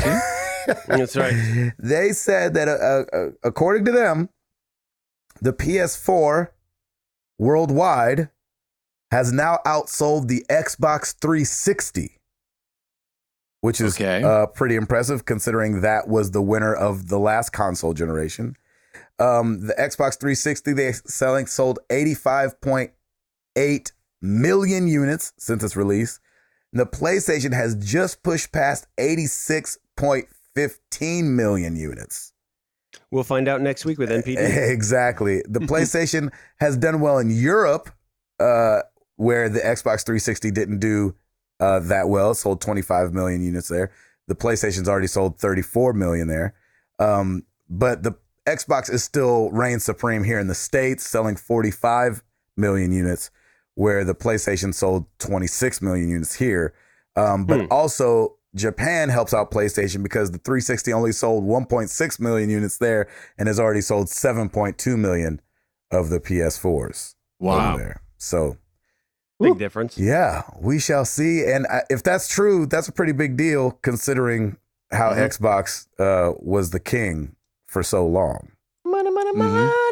Exactly. Exactly. Gosh, love that song. Eduardo? Yes, sir. What you got for us? Well, let's see. Over on the YouTube channel. Yeah? We have some new videos going up over there. All right. Good. We've got Overwatch Winter Wonderland. The first day it came out, I just kind of put up a video of looking at the skins and listening to the voice lines, and then some gameplay of the Yeti hunt and Maze snowball fight, and then some regular Overwatch. Which one do you like better, the Yeti hunt or the snowball fight? Man, I feel like you just don't have to be as accurate in the Yeti hunt. I know. Because you're shooting at Winston. That's right. I love the snowball fight. I was saying earlier, I think before you jumped on, Gabe, I think that's my favorite of all the Overwatch minigames. Really? Yeah, I really enjoy it. It is a fun game. They're both. Yeah. I like them both. I'm not mad at either one of them. Yeah, I'm not either. I feel like the Yeti one is easier if you're May. Yeah, it's kind of like Junkenstein's Revenge, where if you're like, I just want to get all my loot boxes, let me spend let me go play 20 Yeti. minutes. Yep, that's right. Yeah. Red Dead Redemption 2, I put up 10 videos, and then Gabe and Chris reacting to the Game Awards. There are 13 of those videos, so you have some homework to do this week if you're in the video watching mood. And what's funny about one of those videos, by the way, is when Joker was announced for Smash Brothers. Yes. I guess that's a ginormous deal. Yeah. Was it a big deal for you, Ed? No, because I've never played a Smash Brothers game, and Persona 5, I had fun. I put in my 100 hours, but it wasn't a game that I fell in love with. And he was the main character in P5, right? So what's interesting is I've seen some other react videos of Joker being in Smash Brothers, and there are people like screaming, yelling, and crying. Yeah. Like, they did it. Oh, they did it. And I was like, oh, yeah, I mean, they did it. Like, they sure did. And me and Chris, I feel like I've had to come to the defense of us on the YouTube channel because we got like a bunch of dislikes on that video. And and what's funny is that me and Chris, if you're watching in real time, me and Chris are on the roller coaster of the Russo brothers just left the stage, and they didn't debut Avengers 4 like everyone thought they would. It cuts back to Jeff Keighley, and then he starts to talk, and then the lights go out, and the screen comes on and we're like, yes, it's Avengers 4. They did it. I can't believe the internet got it right. And then it goes into all this Persona stuff. And so we're deflated. Yes. But I still even say in the video, oh, that's really cool that there's going to be a Persona character. But we just thought it was going to be something so different. Right. Plus, it was funny how they kept saying, oh, look, it's Joker from Persona 5. Make sure it's not the other Joker so DC didn't come and sue us. That's right. Don't get your hopes up. Mm-hmm. Over on the iTunes, we've got a couple new reviews, you guys. Oh, yeah? We go. One of them is from someone named Sheldor 4000. Oh, we've heard of that guy. We've heard of that guy. The topic is one of the greats. Long-time listener, first-time writer. That's right. It says this is one amazing podcast, and when I say that, I mean in every aspect, from the content in the podcast to the community, for sure the four guys running it. The guys in this podcast are what you see is what you get, whether you meet them in a game of Overwatch or on the street, they're the same person. They're awesome people to meet and get to know, and that goes just as much for the community. Thank you for making a platform, a community as amazing as this one can be built on. Thank you again for making a podcast we all look forward to every week and will look forward to from now on.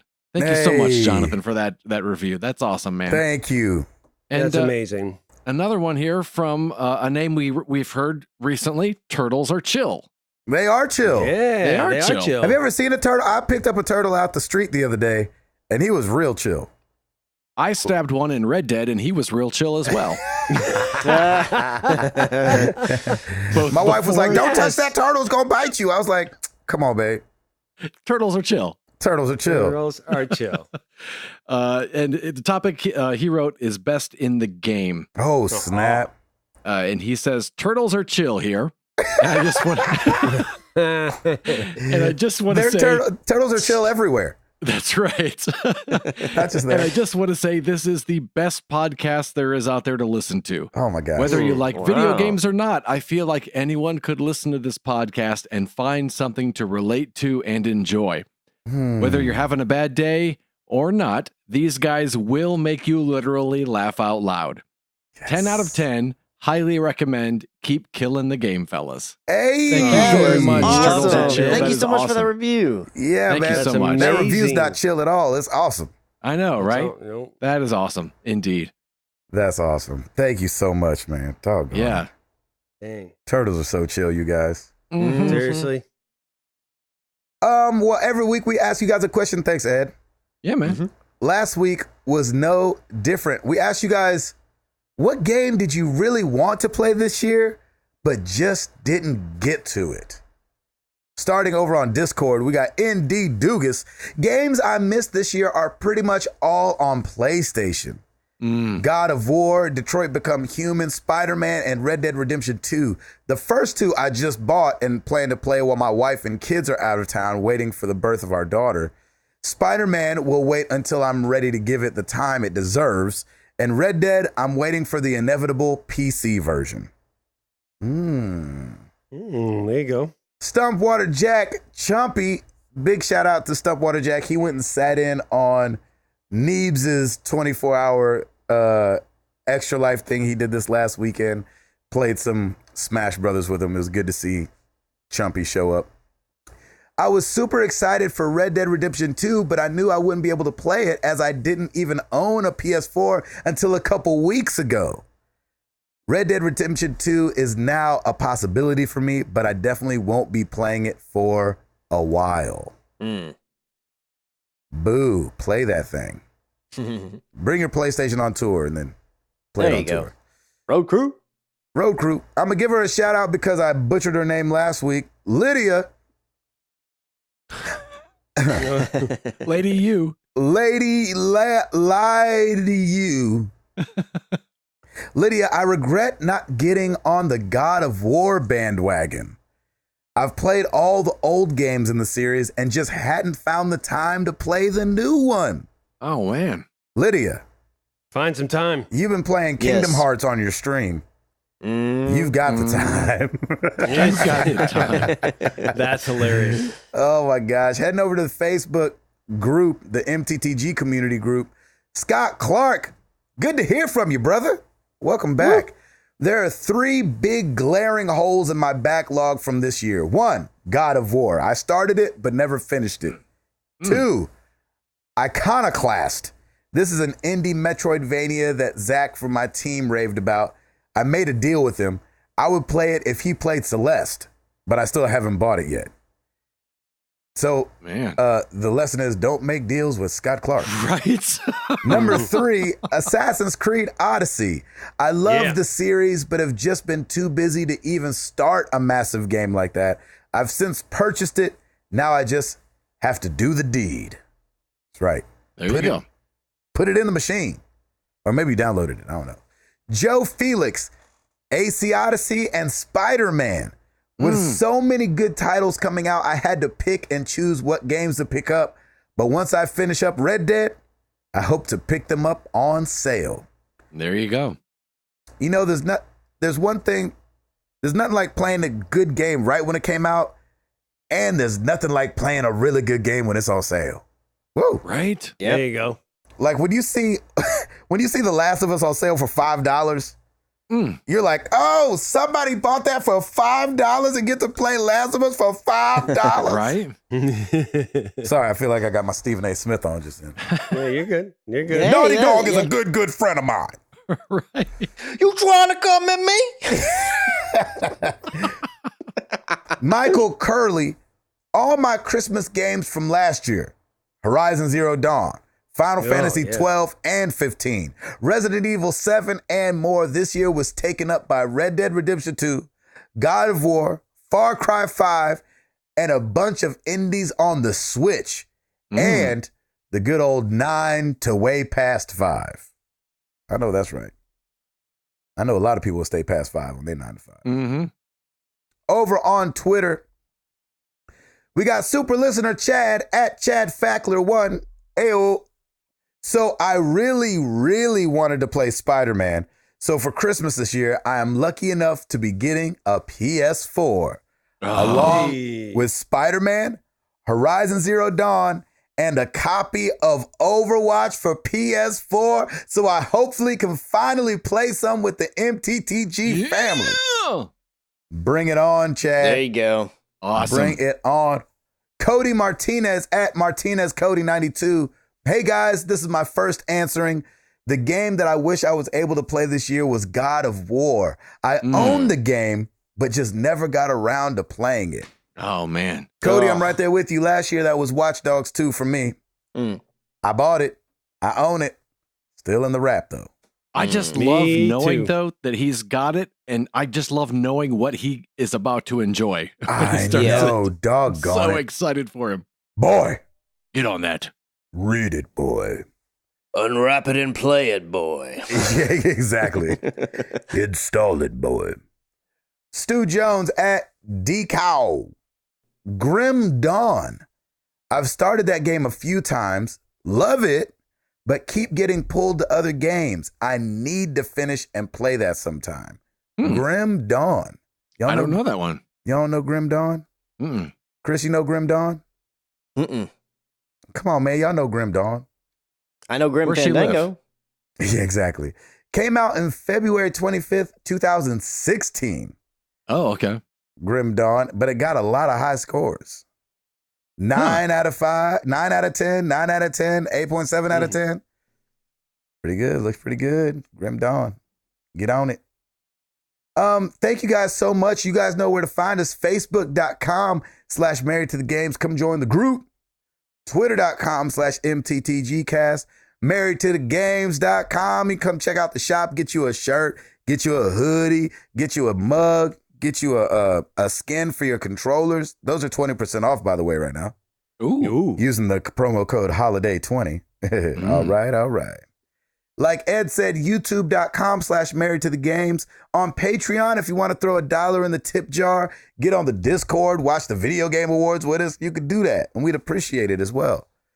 And there's a couple guys left holding out on Extra Life, doing it right before the year comes to a close. So you can join up the Extra Life team, extra-life.org/team/MTTG. If you're one of those procrastinators and you're like, I was going to do that, you can go ahead and do that. And Christopher. Rate us on iTunes or we'll send Krampus to punish you for not doing so. That's right. Oh, Krampus. All right. Get that Krampus. Krampus. You misbehaving. Yeah. I'm Krampus. Saint Nick's demonic brother. I don't know if that's canon, but one of the movies had it like that. Well, let's get into some questions.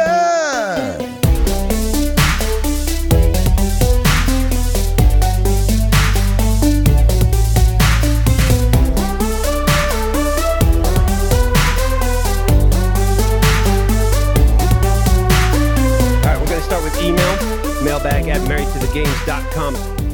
Speaking of Scotty Lindsay, we do have to give him a huge shout out. He emailed us and he's like, guys, I have not been around at all. And the reason being is because he got his master's degree in urban education from Rockford University. So congratulations to you. Oh, snap. Nice. I could have gave you that.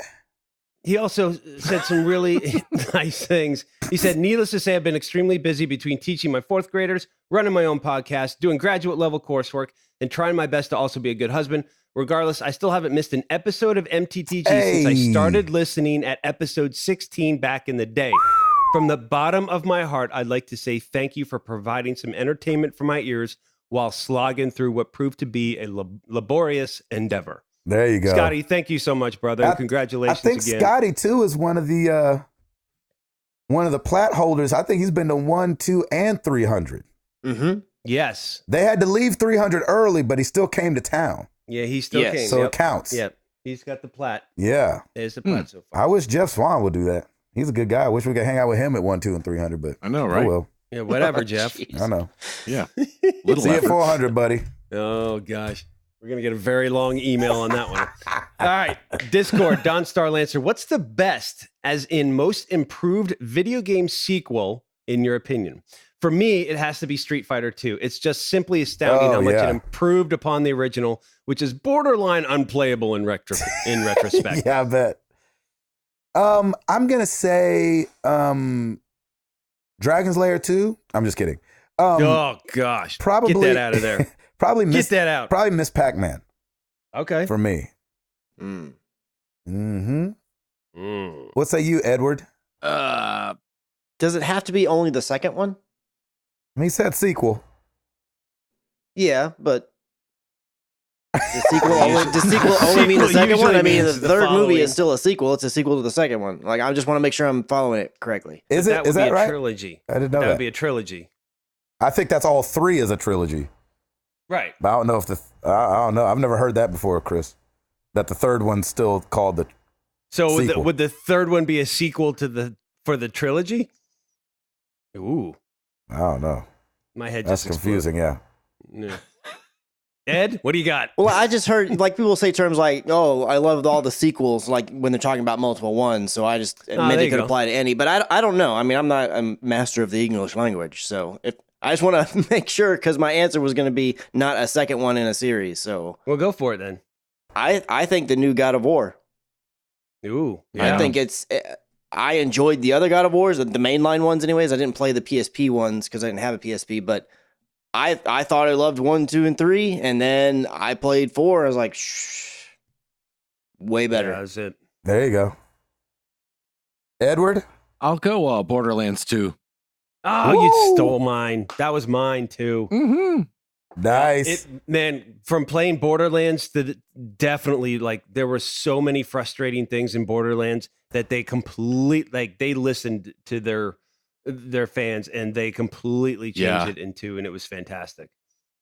Couldn't agree more, man. Couldn't agree more. Did they, I didn't play it, so I'm just asking because I don't feel like it got great reception, but did they take a step backwards with the pre-sequel? Yeah. I didn't. It was the gameplay was. I never played. Was it the gameplay or was it the story wasn't as good? Or both, maybe. For us, it was the gameplay. It was set in space, so everything was like low grav, and it was just, not a fan. Womp womp. Hate that. Yeah, exactly. Mm-hmm. Great question. I love that. Gabe, did you go? Yeah, I said Miss Pac-Man. You said Miss Pac-Man. That's right. All right, Jared Orr, what's your favorite Christmas ornament that you put on the tree? Everybody has a favorite ornament, right? Does your favorite ornament have a story behind it? Mine is a mini red and green glass Christmas tree. My mom got it for me 2 years ago when I, quote, moved out of the house and into my own apartment. It started my own collection of ornaments. Man, I don't have one. We have one of me and Jenny kissing on our wedding day, and the kids really like that one, and so I think that it makes me really like it. But Jenny does the tree by herself, so I don't even know what ornaments we have really. But she's got some amazing ornaments. So I don't know. I don't think I have like a favorite. We have a lot that I really like. We do have one where it's me and Stacy, which we took a holiday picture, like a Christmas picture one time with our previous dog before she passed away, Allie. And I really like that one. I have several Star Wars ones I like. I have some Destiny 2 ones. I have some Cowboys ones. I have a lot. I don't have one in particular like, oh, this is my creme de la creme, the best one, or the one that I have the most attachment to. There you go. And I don't think Stacy does either, because if she does, she's never mentioned it to me that I can recall. So, Edward, do you have a favorite ornament? Yeah, not really. Most of ours are pretty generic. And every year when I decorate the tree, I wish that we did. We have a couple. I have it's one of those film slates, like Take Two, and they hit the clap. Oh, nice. A mini one of those. It's kind of cool, but we don't really have anything that's super special. And I kind of wish we did, but maybe eventually. There you go. Nice. Tim? We have an entire, we call it the family tree. So we have a separate Christmas tree we have upstairs, and it has all ornaments that Lauren and I have collected. Everywhere we go, Lauren likes to get a Christmas ornament.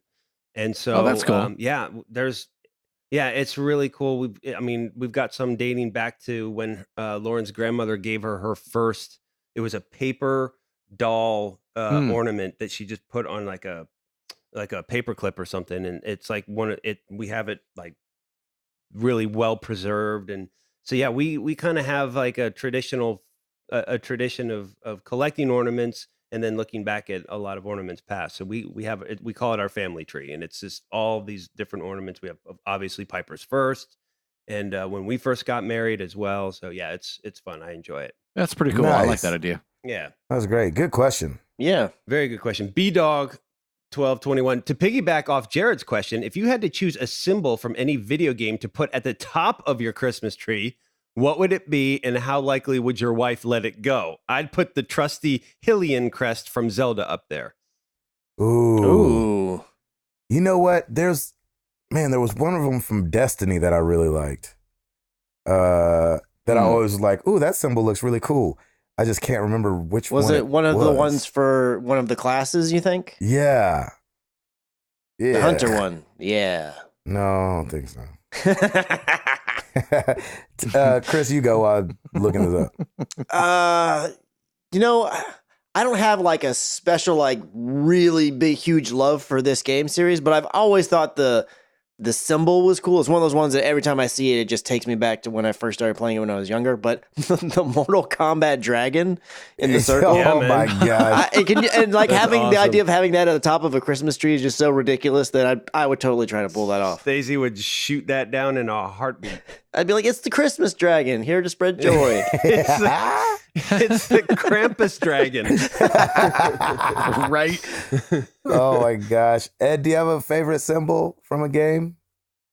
Yeah, I think one that I could get away with is in Lego Dimensions, you're gathering these shards. Nice. I think because it's a Lego game, Sarah would be down for us putting one of the shards on top of the tree. There you go. That's awesome. There you go. None of these would fly with Lauren, but I would do the Assassin's Creed logo or the Overwatch logo. I think both of those logos look so cool. Oh, yeah. I have always thought that the AC logo was really cool. Yeah, AC logo is great. So I like it. It would never happen. Never happen. Yeah, the same thing at my house for sure. Yep. Yeah, all right, Chalfie. When is the last time you put your foot in your mouth and had to do some splaining? Oh gosh, that's like every day for me. Yeah, right? Yeah. I recently did that. It wasn't that bad, but it was like just bad enough to where like, you know, where your back straightens up a little bit. You're like, oh snap. I mean, yeah, I mean, I know, right? I had some people. Yeah, that's perfect. I had some people over, and we were talking about like just like real granola, like hippie type stuff, and I was saying how one of my friends has 5 kids, and they do reusable diapers, and how I thought that was crazy, you know, because they have 5 kids. And they were like, yeah, but I was making it sound really dramatic. I was like, they have 5 because they do reusable diapers. Can you imagine? They're like, we do reusable diapers. I was like, yeah, I mean, the environment, right, guys? I mean, heck, I'm wearing a diaper right now. Exactly. I was just going to scrape out the insides and put it back on. Oh, gosh, that's disgusting. So, you know, people do that stuff, which is fine. I get it. You know? Do you? Do you get it? I get it now. I don't think so. Trust me, they explained it. You get it when there's people in the room that get it, but Ed, do you have a time that you put your foot in your mouth? It's been a while, but it was a doozy. Someone had, when I was working for the radio station back in Pennsylvania, the Christian radio station, I might add, and someone had emailed in with a ridiculous complaint. It was just stupid. And I forwarded it to the station manager, just kind of saying, check it out. And I hit reply instead of forward. Oh, no. There was a little dancing was done, but I got out without very many scars. So you didn't get fired or anything, is what you're saying? Nah, man. No, because the manager and I are really good friends, and we have the same sense of humor. So he knew that I was just like, as soon as I hit it, I was like, Fred, here's what I did. He's like, all right, well, I'll write to the guy and tell him that we joke around here. Oh, that's amazing. Yeah. Oh my gosh. Yeah, it was cool. That's funny. Yeah, that's good. Tim, you put your foot in your mouth? I don't. I try not to. I haven't done it I feel like in a long time. Maybe something at work, but it's easy. It's weird. Like when you're trying to say something on email or text, it can totally change. And so that's that's what I have to be really careful with, is like your tone when you're texting or emailing people can take it a totally different way from what you originated from it. So that's the kind of stuff. So if that's the case, I'd pick up the phone and be like, hey, look, rather than text or email, here's the situation, blah, blah, blah, blah, blah. My parents went away on a week's vacation. And they left the keys to the brand new Porsche with they mind. Well, of course not. I can't hear that word without hearing that phrase. Every time someone tells me what the situation is, I start rapping Fresh Prince in my head. That's of course. Exactly. Chris, has there been a time that you put your foot in your mouth? Oh yeah, I'm sure I know there's been tons of times, but I recently. I can't think of a time recently where I put my foot in my mouth, but there was a time recently where I did something in the heat of the moment kind of thing, not really thinking, and it was not the right move to make. Nice. Was it when you said, "Are you done"? No. That I think he stands by that. That was all good. I think he stands by that. Exactly. Me too. Yeah, I was fine with that one. So the other day, so Stacy does not like bugs, like anything that crawls, like really freaks her out. Sure. And I was in the garage doing something, and I hear her like yell for me to come in there, or like calling my name. And so I run in there because I could tell like it's got to be like a bug or something that she's seen. I went in there and I'm trying to get, it was a cockroach and I'm trying to get it and whatever. And I picked up her shoe to try to hit it, like to stop, grab it real quick. And then I was going to grab it with I had a tissue or something I was going to grab it with, and then go, throw it in the toilet and get rid of it. And I couldn't quite reach it, and I needed to move the dresser. So I moved it and I picked up the shoe and I just set it down, not paying attention to what it was. And I set it down on the bed. And that's another thing is she's very like bottoms of shoes on beds and, things where we're stay clean, like don't do that. And I just wasn't, I wasn't paying attention even really to what I was putting it on. Like my head wasn't in there. I was totally focused on get this cockroach. And that was just like, I was like, and I had to explain like, look, I'm sorry. I wasn't thinking about what I was doing. I was focusing on the cockroach. I didn't even realize what I was doing kind of thing. I mean, it wasn't like the end of the world, but that's the only thing recently where I was like, geez, I gotta really pay attention to everything, not just focus on the one thing at hand kind of thing. Yeah. Yep. All right. Beefmaster, Serta. Hey, road crew. Road crew. You've had a hard day at work. You walk in the front door. Suddenly, a smell hits your nose. It's coming from the kitchen. Your heart starts racing. You know what's being cooked. What food has set your heart ablaze? Coffee. Ooh, in a good way? Coffee. Ooh. Sure, in a good way. I would hope. Yeah. Coffee for Ed, Tim. Oh, that reusable diaper smells delicious. Oh No, my God. I'm going tacos, man. That smell of tacos. Yeah. It can be the old El Paso tacos. I don't care. Any type of taco smells. Like I'm in. Nice. Chris? Cheese dip with it. So lately, Stacy, a few times now, she's made homemade pizza, like where she makes the dough from scratch and everything. Nice. And Yes. when you smell that, you know it's about to be a good time. Mm-hmm. Yep. Doggone it. Yeah, that's good. I'm hungry. I don't know if you can smell this. Man, I don't know. Pop-Tarts, I mean, brown sugar cinnamon Pop-Tart. There's so many foods I like, but I don't know if they have good smells or not. Like I love pasta, but I don't know if you can smell pasta, right? Can't You can smell the sauce. The sauce, yeah. You can smell the sauce. I'm gonna go with fried chicken. Ooh, yeah. nice. Like and I don't mean like the good, delicious fried chicken. I mean like the Oh, what do you dirty mean then? KFC fried chicken. Gut bucket fried Yeah, chicken. where you're like, oh snap, I'm about to get oily and gross up in here. Mhm. Great. Hot chicken too. Same Yeah, Lord, see you soon. way. Yes. Or bathroom see you soon. Either one. Exactly. Shh. Tim, what'd you say? I said tacos. Oh yeah. Are we good? We got everybody, Yep. right? Ed said coffee, yeah. Over on Facebook, Mike Doherty. I caught a coworker drinking on the job today. Ooh. What would you do? Especially Ed and Tim. That's the part I don't understand. Like, why is it just us? But that's okay. Because you'd be catching yourself drinking on the job. Well, that's very Yeah, true. that's true. That's very true. I did the right thing, but still feel miserable. It's a lose-lose situation, brother. That's all you can do. You have to do the right thing in a situation like that. What's the right thing? Probably let him go. No, but it's a coworker. Like it didn't sound like he probably was the went boss. and said like, "Hey, this dude's drinking." Especially depending on the job, you have to tell someone. Especially if there's any kind of equipment or anything It's a school involved. bus driver. I know, right? School bus driver. Nice. He's a neurosurgeon. Oh, wow. Yeah. Exactly. Yeah, man. He's the one that manages the button. It's a lose-lose situation. You're right, but there are consequences for actions that you know you shouldn't be doing, and that's just one of those things. That's crazy. And so does that mean like a beer, or does that mean like a flask? Who knows? Yeah, right. Or something in the coffee. I've got so many questions. I haven't worked in corporate America in so long, or to where that would matter. Like, I know, right?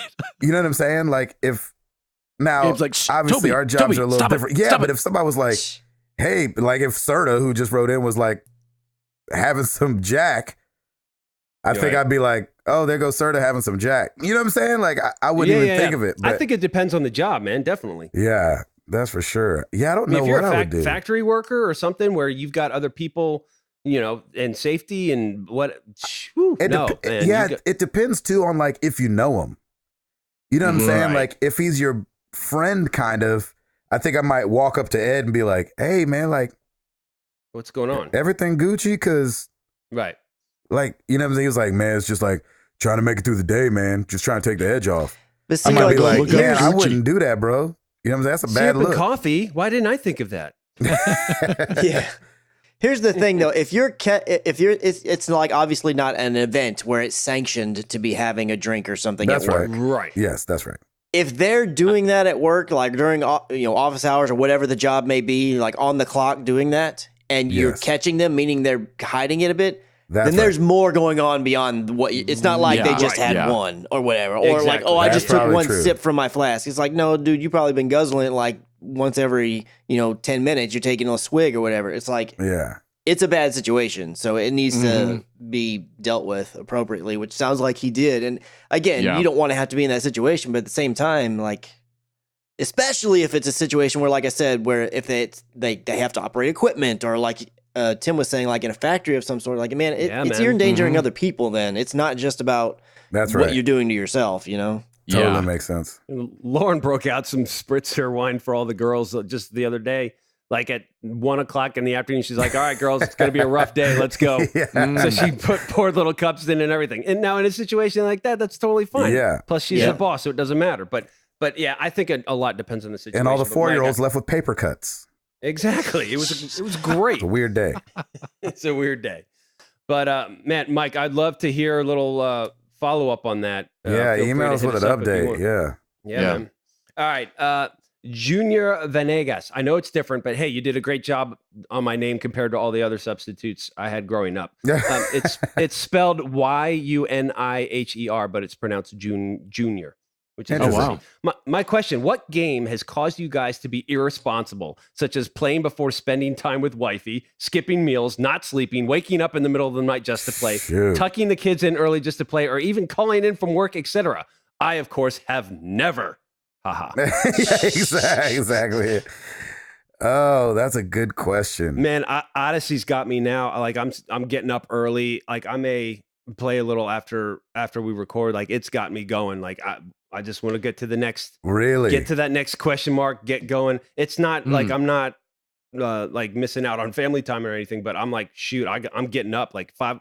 When 5:00 rolls around and that alarm, sometimes I'll sleep in, but I'm like, I'm getting up. Let's go. Let's see what mercenaries we can kill today. Yeah, I would say probably Uncharted 3, was it? Oh, wow. That I played through the whole night. That 16 hour. Yeah, that and anything that I'm losing at. Yeah. Gets me fairly irresponsible. Like tonight. I know. Needed to be doing the show. And I was like, okay, we can't go out like that. I played Rocket League all through the night one time going into a podcast day, which is just not smart when you're a husband and father. So anything I'm losing at, and Uncharted 3. Ed? Yeah, it's never been I've never skipped work to play a game or missed class or anything like that, but no, me either, yeah. Definitely Overwatch. I mean, like you said, Gabe, we did start this a half hour late tonight. Exactly. Yeah, case in point right there. Yeah, tonight. Right there. Christopher? So I don't know if I've ever skipped work to play a game, but definitely Overwatch I played Overwatch a little too long or started a little too early at times.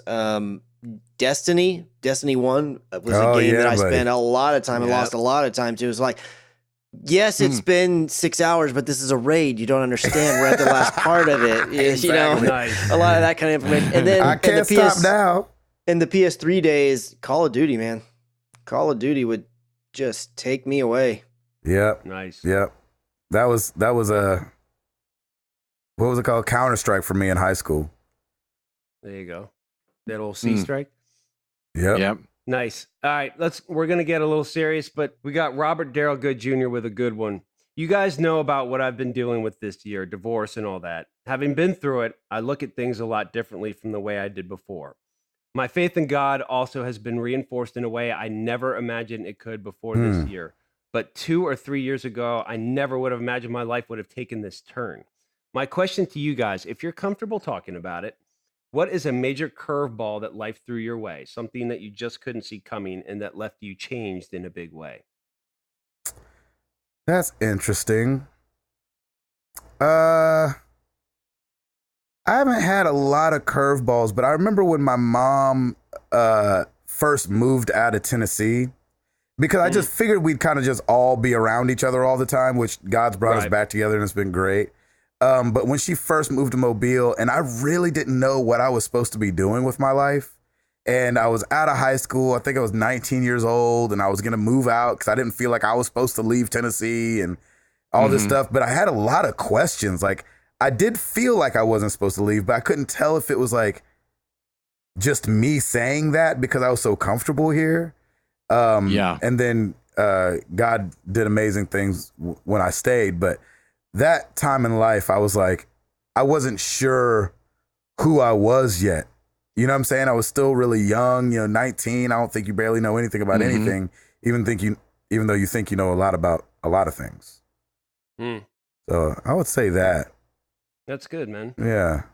No questions for me was when I got laid off from the record label I had worked for. It was actually my last quote corporate job I ever worked before I started my own company. And it was one of those things where I didn't know what was going to happen, and we had just closed on our house. And so I'm like, oh, this is perfect timing. And Lauren and I just sat down on our bed and prayed, and then and at the same time, like, it's just like, okay, what are we going to do? And then I started my company, and it was the greatest thing that ever happened to me. Yep. To this day, it's definitely one of the biggest blessings that ever happened. So there you go. Yeah.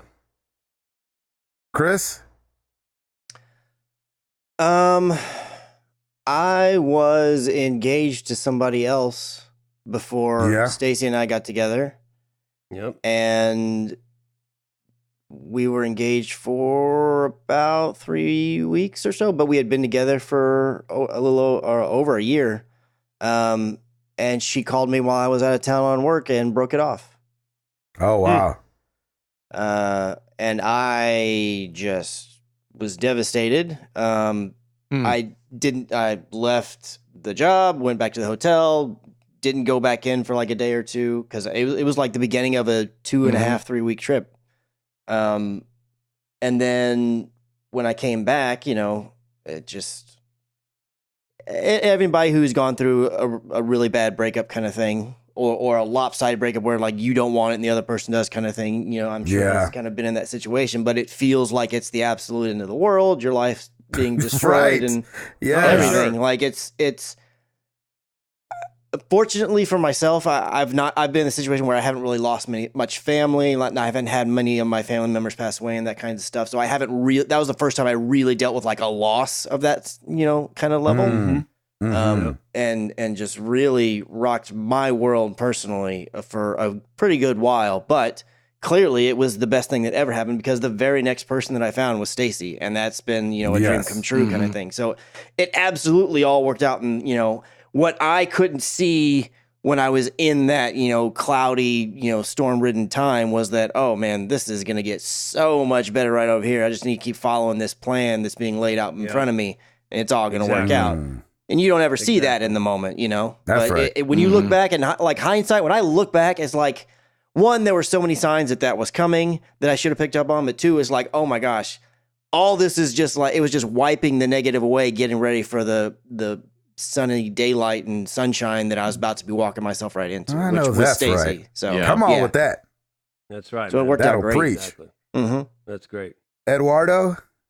It's kind of a combination of Chris, Tim, and Robert's answers. That's good. Right? Within the span of a fairly short time, I was laid off from a job that I liked a lot, and my first marriage fell apart.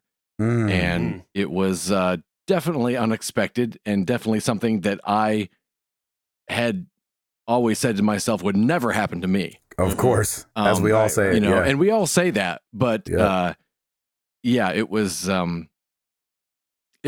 tough. It was embarrassing. It was heartbreaking. It was a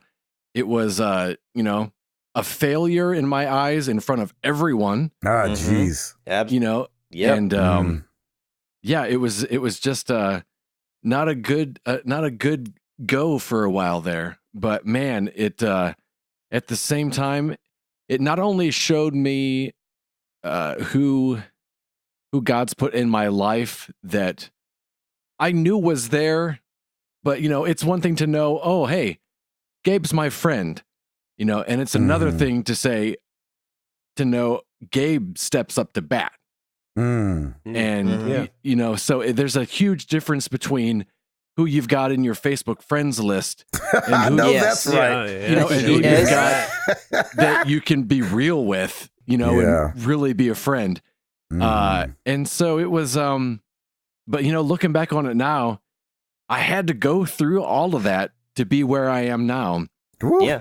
not just personally, Brother, but also with my relationship with God. You know, I mean, I grew up knowing and believing in my heart that I could trust in him and he would take care of me. But now I know from experience that I can trust in him and he'll take care of me. You know? That's exactly. That's so good. It totally makes that a reality. Like you reach a point where you feel like, oh, you'll say like, oh yeah, I believe that, but you really just think of it as like, oh, that's cool things that are written on cards. You know? Yes. And then you get put in that situation where that's all you've got to rely on. That's the only light carrying you through this dark tunnel. And then you realize, wow, this is legit. And this really works. If nothing else, it's really given me a heart for, you know, shortly after Sarah and I got together, a friend of mine named Brad kind of went through a divorce of his own. Yeah, man. Absolutely. And it really made me realize just then how much I could relate to that. Yeah, that's right. Where before you're like, oh man, I'm so sorry, and now it's like, oh man, yes, I know exactly what you feel and what you're going through, and I know you don't want to hear it's going to get better. So until it does, I'm here for you, you know, and it's really, you know, and having to see other guys go through that, it's been heartbreaking. It still tears me apart when I hear about it happening.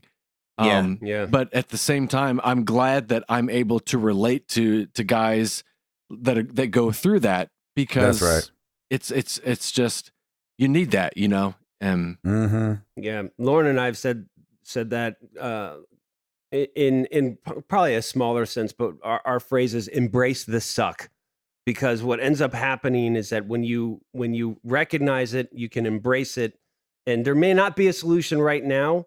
But that's kind of what builds your faith, and what it's the foundation and the starting point to something that's going to be far greater down the road. Yeah, and so man. it's just, man, it's amazing. I love all of this right now. This is amazing. Yeah. Thank you guys for sharing that stuff, man. Thank you. I'm like, I was 19 and moved out of my mom's house. We're like, we can top that. Yeah, we got you. Yeah, hold my PlayStation controller. That's right. hold my controller. All right, let's end on it's not a question, but a really great positive note. Mr. Eric Thompson, I mean, could we be any more proud of Team MTTG's performance for Extra Life this year? My boys, thank you, especially the four of you, for making this a priority for the community. We will never fully know the impact of our fundraising will have on the lives of sick kids and their families. Mr. Patrick de la Bones and I will have some stats available after the final stream. Jeff and Josh, Nindy Nation Hype, I think they're doing theirs this next weekend. The year is over and the 2018 campaign is closed. Until then, once again, thank you. Yes, awesome. That's awesome. I love that. I love that. And we got to top it for next year then. Woo! That's the goal. That's a tall order. I was saying the same thing I said last year. I was like, why are we moving it up? Move it up. But we moved it up. Let's move the chains. Our guy knew, our captain, and we met our goal. It's just so crazy. Amazing. Jeez Louise. It's amazing. Thank you, everybody, for all the questions. We appreciate it. Yeah. And thanks for getting real, too. Yeah, we got deep on this one. Good stuff, man. Good stuff. The question of the week for you guys, I need you guys to go ahead and pull out your headphones and turn it up for this part, because I'm asking you, what do you want for Christmas? And we want your loved ones to just kind of overhear your answer. So we'll get next week, we're going to talk about it, and hopefully your name pops up so your loved ones around you can hear exactly what you want, because I know you don't want another one of them sweaters. I know you don't. Nobody asks for a sweater. They just get sweaters for Christmas. Or neckties. I've never heard anybody like, I wouldn't mind like one of them busy sweaters. That's right. I need a sweater with a reindeer on it. Can you get that for me? Exactly. A wolf. A wolf. And make sure it's wool and it's really itchy. Exactly. I want to have to wear 3 undershirts. That's yeah, and sweat the whole rest of the day. Yeah, exactly. Because the inside of this sweater feels like fiberglass. That's right. Ed, what do you want for Christmas? Well, I mean, if it's turned up, you know where to find my Amazon wish list. And if you happen to stumble upon it and grab that Overwatch mug or that Lego Overwatch Hanzo and Genji set, or if you're feeling super generous and you see that Hale Sound PR40 dynamic mic, let's get crazy. Get crazy. If it's turned up, you know where to find my Amazon wish list. That's so good. Oh, that's so great. good, Ed. Well done, sir. Chris? So typically I'm very much, and it's the honest truth. I'm like, look, I don't really need anything. I don't want anything. It's not a big deal. I mean, I really don't care that much. I'm just fine hanging out with the people and everything like that. And it doesn't matter how much I crank it, this is not coming my way. But man, oh man, if I were to somehow stumble in to one of these Star Wars jackets for the crew that were on Empire Strikes Back, oh man, I would be so happy. And the thing is like, it's way warmer than I probably would need. I probably wouldn't even wear the stupid thing, but oh my gosh, I would love to have one of those jackets. Oh my gosh. That's amazing. How much is that jacket? I think the non-signed one, which I don't even know who signed it, is like $500. Yay, for a jacket. I saw it and I was like, oh my gosh, I need that. Chris is trying to floss. I got a condo in Manhattan. Hey, baby girl, what's happening? But because I know that's not going to happen, and it shouldn't, because quite frankly, nobody should be getting me that jacket. Yes. I just want to spend time with family and friends. Maybe a little bit of free gaming time. That'd be about it. There you go. There you go. I like that. Chris, I'm with you, man. I'm Lauren asks me every year, what do you want? I'm like, I don't really want anything, but I end up, I'll shout this one from the rooftops. Give me gift cards. Yes. Give me gift cards or give me death. Give me gift cards. Mm-hmm. That's right. Give me gift cards so I can buy more video games. So that's me. I like it. I'm going to say, man, I tell you what, I'm on the gift card train too. And I got this shed this year, man. And so yeah, you do. This is like the best gift furnish it. Anybody could have gotten. I mean, I had to pay for it myself, but still it's great. And so, I wouldn't mind just send gift cards.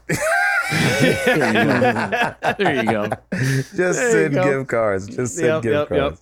Yeah, man. That's awesome. What do you guys want for Christmas? We're going to read them out loud next week so you can turn it up and your wife could be like, is that your Twitter handle they just said? You're like, oh, shush, let me see what they said. So let us know next week and we will talk about it. What you want for Christmas. Use hashtag answer MTTG. We'll be here to talk about it. 326 in the Bizooks. I like it. Mm-hmm. I'm Gabe Patillo. That is Tim Router. That is Chris McCracken. That is Ed Placencia. They got switched up this week. And we are married to the games and we are up out this thing. Bam!